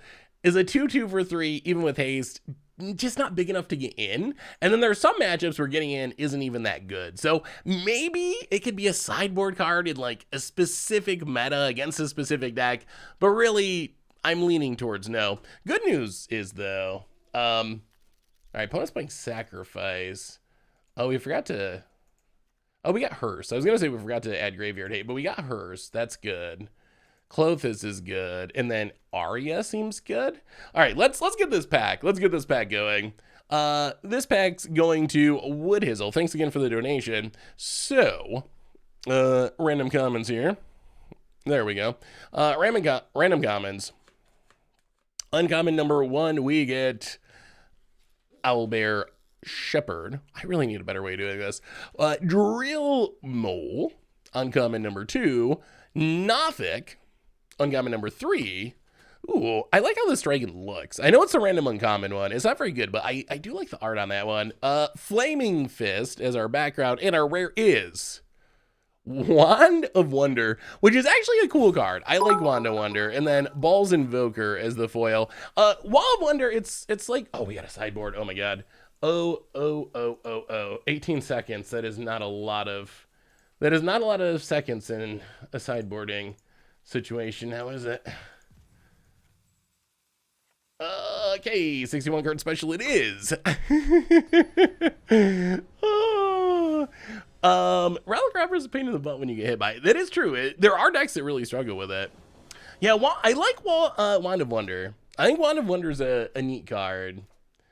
I think Chaos Warp's a fun card. The other thing I'll say about this deck is we built this to one-shot people with Jetmir, and we have not been drawing Jetmir, and we have still been crushing people, which I think is a good sign. That should mean if we draw our Jetmir, we crush people even more. Like, could you imagine? We've been getting 20, 30 tokens on the battlefield pretty consistently. Could you imagine if we also could follow that up with Jetmir? Oh my goodness, it'd be so good. Opponent. Shambling Est. Well, tap land, go. Tally all for the 32nd month. It's 15 seconds, a long time. Sideboarding no, watching ads, yes. Oh, I know the feeling. I cannot do ads anymore. I don't know if any of you are like that. I can't do ads. Now that I don't really watch TV. If I watch anything, it's like Netflix, whatever, Prime, that type of stuff.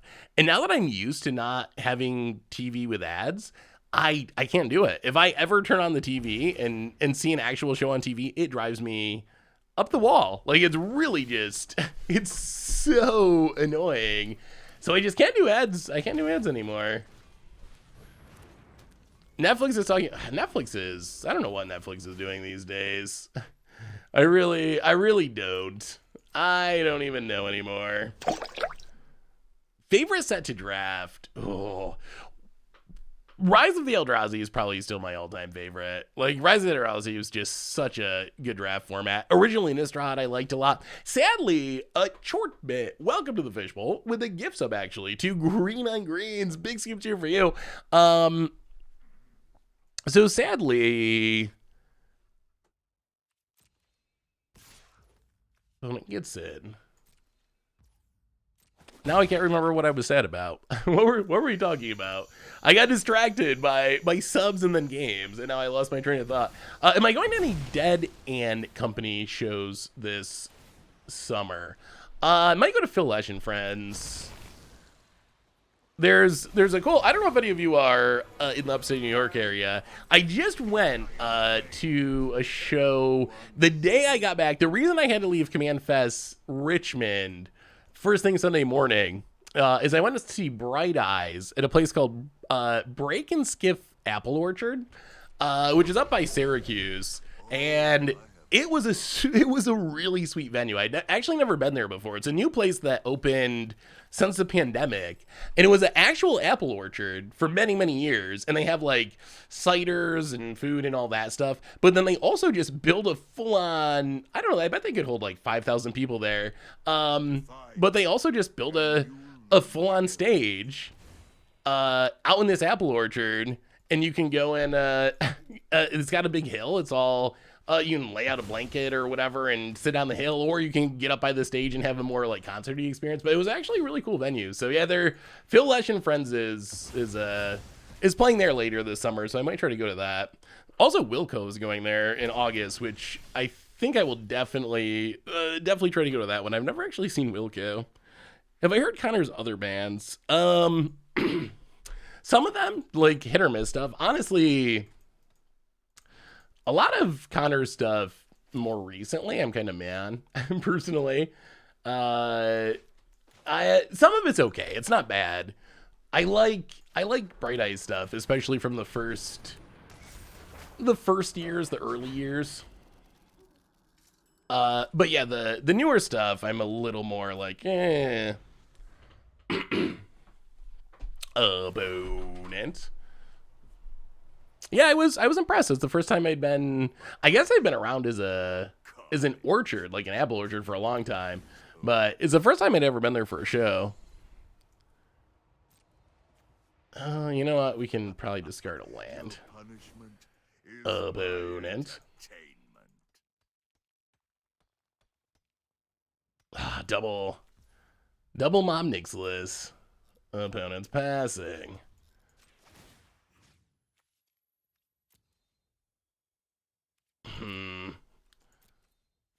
Yeah, let's exile our cards. Exile. We need to find a way to get through these Omnixluses before they kill us. We untap. We draw a janky land. We discard a land. Oh, rabble rousing so close. I'll play the land. Play Jetmir.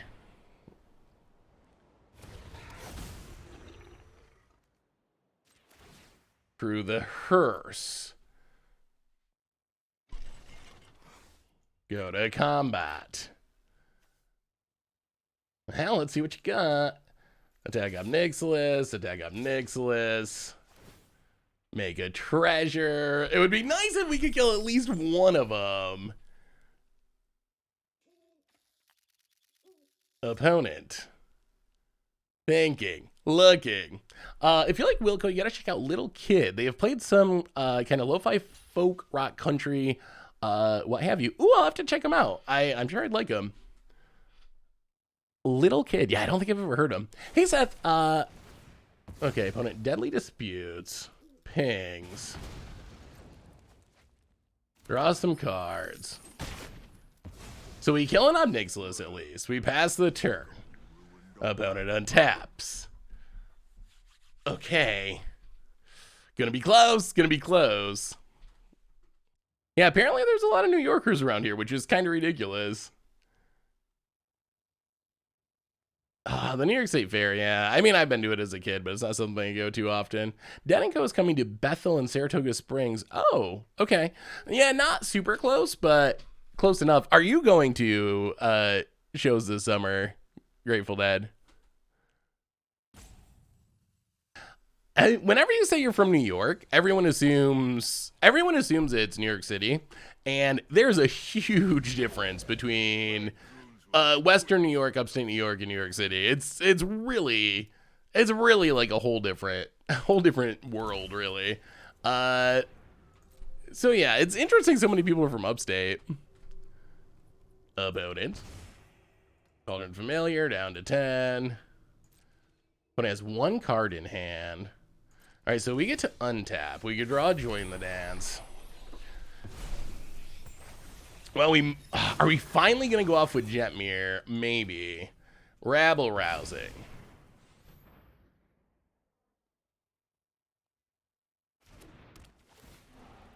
Hide away a Jenny Faye. Attack. Trigger. You know, I'll just take more Rabble Rousings. Rabble Rousing, sweet. Crew the rabble rousing.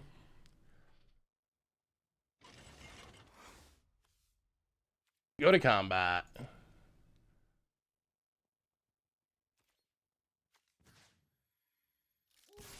Attack you, attack you, attack you. Get some triggers, make some tokens. Oh, we should have went all face, shouldn't we? Maybe we should have just let go. Would we have won? Did we win anyway? 1, 2, 3, 4, 5, 6. Oh, I guess we don't have 9, so we don't have double strike. No, this was right. This was right. I'm in Massachusetts. Please let me say hi, chat. Hey, what's up, Bryce? Hello, hello. So 32. See, I missed the Jerry era. I'm too young for, unfortunately, the Jerry era. I have seen various dead people and dead shows, but yeah, never got to see Jerry. My experience with upstate New York is basically Seth. So I just imagine everyone has a beard, closet full of band tees, and a Rottweiler. Yeah, I mean you're not that far off. Actually, what? I wonder what happened to Bear. I haven't seen Bear in a while. All right, stuff dies. Pass the turn. Okay, I said the anchovies thing as a thing for a booster pack adept. I fully agree my sentiment, but I don't know what else I could say to curry favor. You know what, Magikarp? Your constant food posts of enjoyable foods are appreciated. So this one's for you. Hey Seth, I know you don't like to travel, but is there anywhere you've always wanted to go? Huh. Is there anywhere I've always wanted to go? I mean, honestly, not really. I've never had some destination. I've never had some destination. An opponent scoops it up and the tokens just keep winning. Maybe this deck is actually legit. All right, Magikarp, this one's for you. Open. All right, uncommons, here we go. Two-handed axe, uncommon 1. Mind Stone. What do you think of the new Mind Stone art? Now that you can really see it very well, it's okay. It's not old border though. I miss the old border. A Moen with the AFR frame. Ellen Hebree's Busybody. Dragon Cultist as a background. Our rare is, not a bad one. Not a bad one, Magikarp. Kindred Discovery, a card that was $30 or something before it got reprinted. A little bit cheaper now, but still a good one. And a Foil Dream Fracture. A nice, friendly little counter. Counter something, your opponent gets to draw a card. Well, that's for you, Magikarp. All right, let's do one more. Let's do one more, and then I probably got to go figure out where Bear is. Yeah, this token deck has been, I don't know how, I don't know why, but it's working. Where should I go? Do you have recommendations? So places I have been, Canada, Mexico.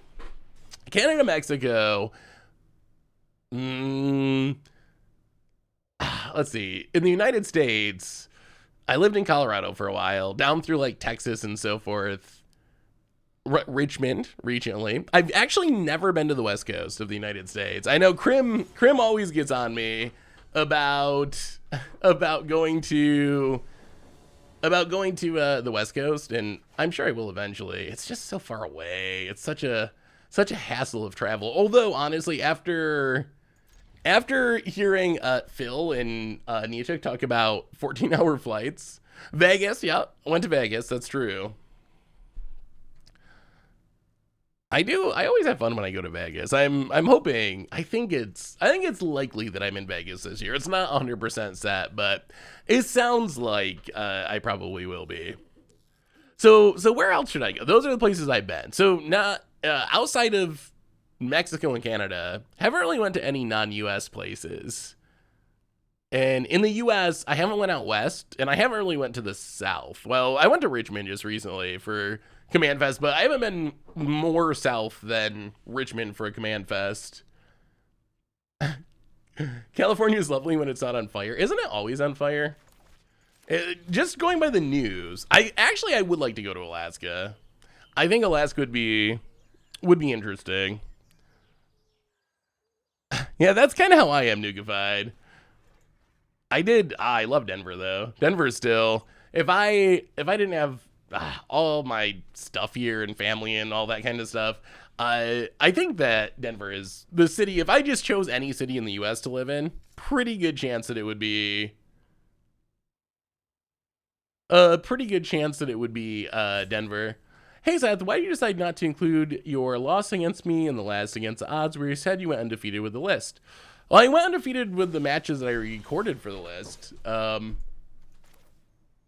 When it comes to making a video for a deck, you got to play more matches than actually go in the video. So there's a lot of matches that go into testing and tuning that don't actually end up in the video. So normally my process for making a deck is I'll have the idea, I'll put the deck together, I'll play a couple games with it, try to see if it's kind of working, did I forget anything?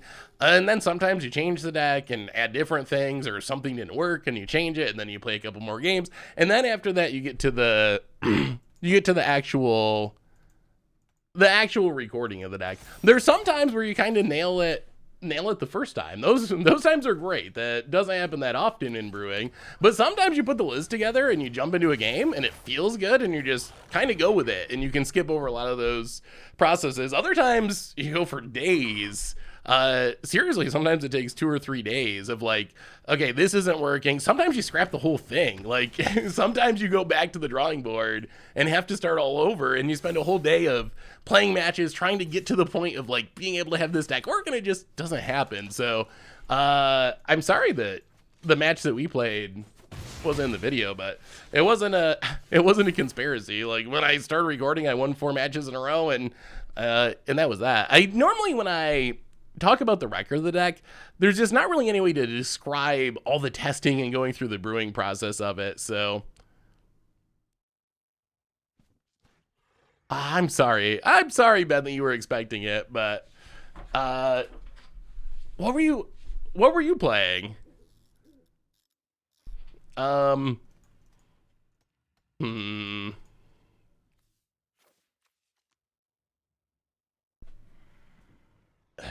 Adeline. Do we want to discard anything? Oops. Well, we got to get rid of the Adeline. I think this is fine. So we get rid of the Adeline. This could be a game that we can potentially steal with Jetmir. Like this might be the dream that we've been trying to pull off, where we can cast a huge March of the Multitudes, untap Jetmir, literally one. How many tokens can we make next turn? 1, 2, 3, 4. Actually, no. Oh, okay. Well, I guess that's okay. 1, 2, 3, 4, 5, 6, 7, 8. Then this flips 9. Maybe? I think it might be working. I'd love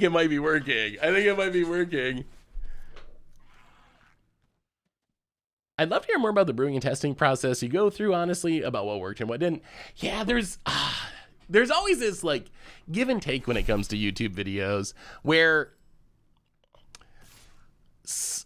you want to try to keep them as short as possible, because if you have a 2 or 3 hour video, it's too much for people. It's too much for me even when it comes to watching videos. But then at the same time, some of that information I think can actually be pretty interesting, where it's like, okay, we did this and then I took this out. Sometimes it's interesting, sometimes it's not. Sometimes it's really obvious. There's times when I sit down to a game and I play a couple games. I'm like, okay, this is looking pretty good. And then I run into Dredge or something and just get streamrolled because I realize, oh, I forgot to put any graveyard hate in my sideboard. And something like that is just like a boneheaded mistake that doesn't have much value. Other times it's actually an interesting process where it's like, okay, we tried this, but this didn't feel quite right, so we added this, we tried this. So I think that maybe there's a way to do it as its own series. Maybe there could be some sort of just like behind the scenes brewing series. I guess we could do more of it on the stream too. Like we did a little bit of just kind of brewing together today, so maybe we could do more of that in the future too. But yeah, I think that could be interesting. Email saffronolive@mtggoldfish.com. Well, 1, 2, 3. There's no way they can interact. I mean, I like where we're at. I think this is the Jetmir kill. I think. Can we make enough bodies? So 1, 2, 3.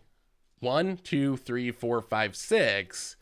That gets us to 9. Land, Jetmir, all the modes, +3, +0, double strike, trample, vigilance. That looks like this is what we're trying to set up. Chad, did we break the format? Did we accidentally just break Explorer with our team built token deck? Honestly, hope you don't mind me saying this. When I watch your videos, I find you speak slowly enough that I can watch them at X2 or X 1.5 or X2 and still understand everything, which means 2-hour video saves me 40 minutes or more. Sorry, excuse me. Oh, still the last remnants of COVID-itis. I do the same thing. I watch pretty much everything I watch on YouTube at 1.5 or 2 speed. So I am not in the least offended. Whatever is best for you. But I mean, I guess that does help to get through the longer videos. About it. Do I actually talk slowly?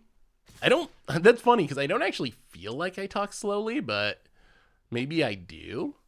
Maybe I do. What's this giveaway? Haiku Dove. How would you like the rare and the other mythics, whatever, the high rarity cards out of this booster pack of Commander Legends? Hang on, let me kill this opponent first.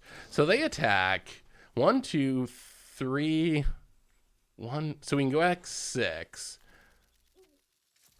So we make 6 tokens. I mean, this is the Jetmir dream. This is the Jetmir dream. This is the Jetmir dream about it. Yeah, that's a lot of creatures. We'll take it. That's fine.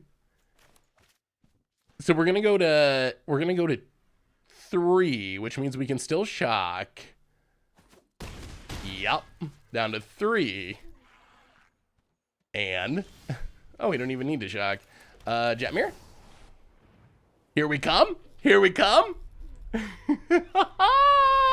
That's what we've been trying to set up. That's what we've been trying to set up.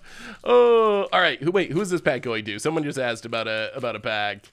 Haiku Dove. So this pack's for you. This pack's for you. All you have to do is send me an email. Let me know where to send the good cards from the pack. saffronolive@mtggoldfish.com. Also, if you want me to sign them, I'm open to that. No, I am unbothered if you'd rather have them unsigned either, but let me know if that's something you do want. All right, so what do we have here in this pack? We get, here, let me turn this off again. We get, all right, a bunch of commons.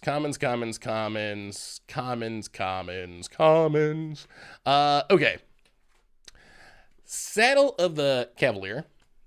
Uncommon 1, Sigil of Merkel, common 2, Haslin, uncommon 3, Corlessa, the Dragon Ramp Bard, uncommon 4, Tavern Brawler is a background. Our rare is Fraying Line. Okay, and our foil, Vicious Battle Rager. All right, Fraying Line. I don't know if Fraying Line is very good. I don't know if that's a card that'll see much play. I like colorless wraths. I think colorless wraths are pretty important in Commander, but that one's a little inconsistent, I think. But congratulations. Is that a signed basketball? Oh, it is, but it's not. It's one of my brother's things, so it's just random high school, college people. My brother plays basketball, so it ended up getting left here as he was moving back and forth to college. I was like, I can hold on to it for you. So no one famous, unfortunately. No one famous yet. Give it time. All right, Arya in, Settle the Wreckage in. Oh my god. All right, Lightning Speed sideboarding. Can we do it in time? Trim, 14 seconds. Ooh, wedding announcement, 13 seconds. Azeka's Chariot, close enough. We'll try it. I mean, I guess he's like, playing D1 basketball, I guess, makes you kind of famous. I mean, technically. But not like NBA or whatever at this point. Phoenix. Yeah, this is most likely our last match of the stream for tonight. Got a few packs left over. We can do another give. Ooh, Jetmir. Send actually looks great. So I will say this token deck, Who would have thought? Who would have thought? Cats were kind of meh. We did okay against non-control, but control got us. But tokens, Jetmir.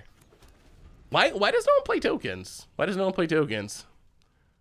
Oh, have you not gotten one, Grateful Dead? Grateful Dead. All right. As we win this game, hopefully with tokens. This one's for you, Grateful Dead. Well, let's join the. Do these have lifelink? No. Yeah, whatever. We'll cast it anyway. Join the dance. All right, Grateful Dead. Hopefully we get something good here. All right, so we have a bunch of commons. Many commons. I haven't seen many good foils from this set. Glorious Anthem for our opponent. All right, uncommon 1, Contraband Livestock. Uncommon 2, Overwhelming Encore. Uncommon 3, ooh, a Taunting Kobold. It's a very Richard card. Candlekeeper Sage as the background. Our rare is Raga Draga. Oh, Raga Draga is sweet. I might build a Raga Draga deck just because it's sweet. All right, we need to stop dying, so play this Skyclave. Get rid of the Luminarch Aspire. Hopefully our opponent doesn't have Coco. I'm a little scared of a Coco here. Hit ya. So Raga Draga and then, oh my goodness. Oh, wow, this pack was better than I thought. That's a Morphic Pool. That's a Morphic Pool. Okay. So Grateful Dead, you get a Raga Draga, a Morphic Pool, and then as a foil, Contact Other Planes. Not as exciting. Okay, there was a nice little rare land hiding behind there. Not a bad pack. Not a bad pack. Opponent, Thalias, and friends.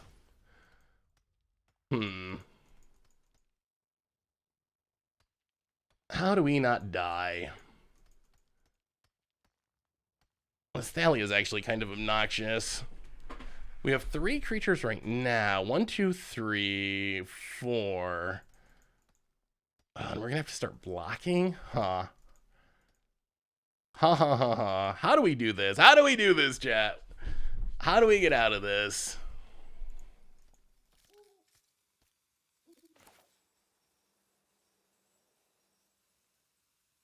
Okay.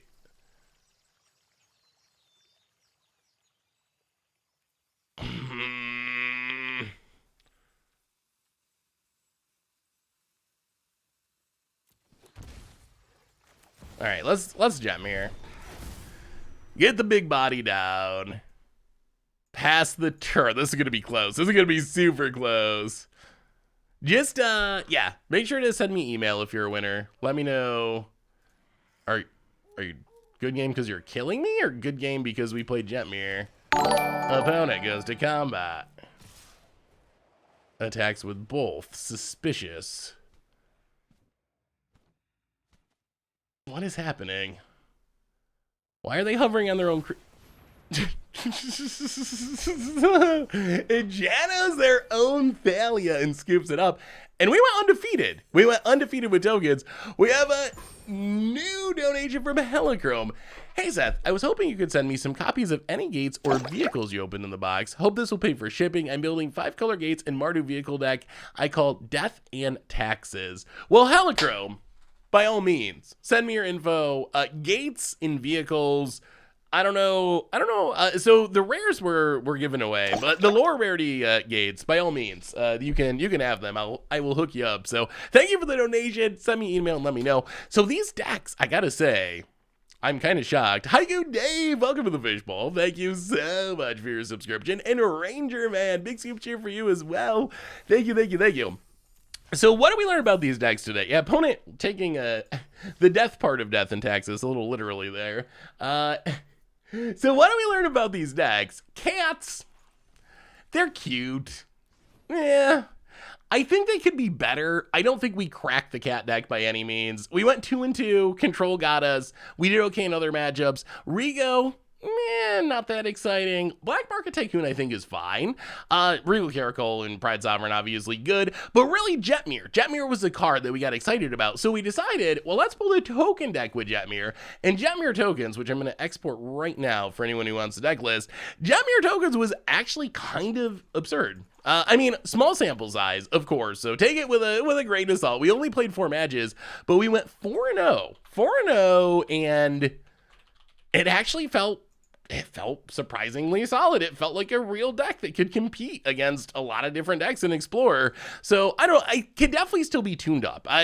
We built this together as we were streaming, so it's definitely not a tuned version. The Mara can probably go, but the core of the deck, Jetmir, March of the Multitudes, and especially Rabble Rousing.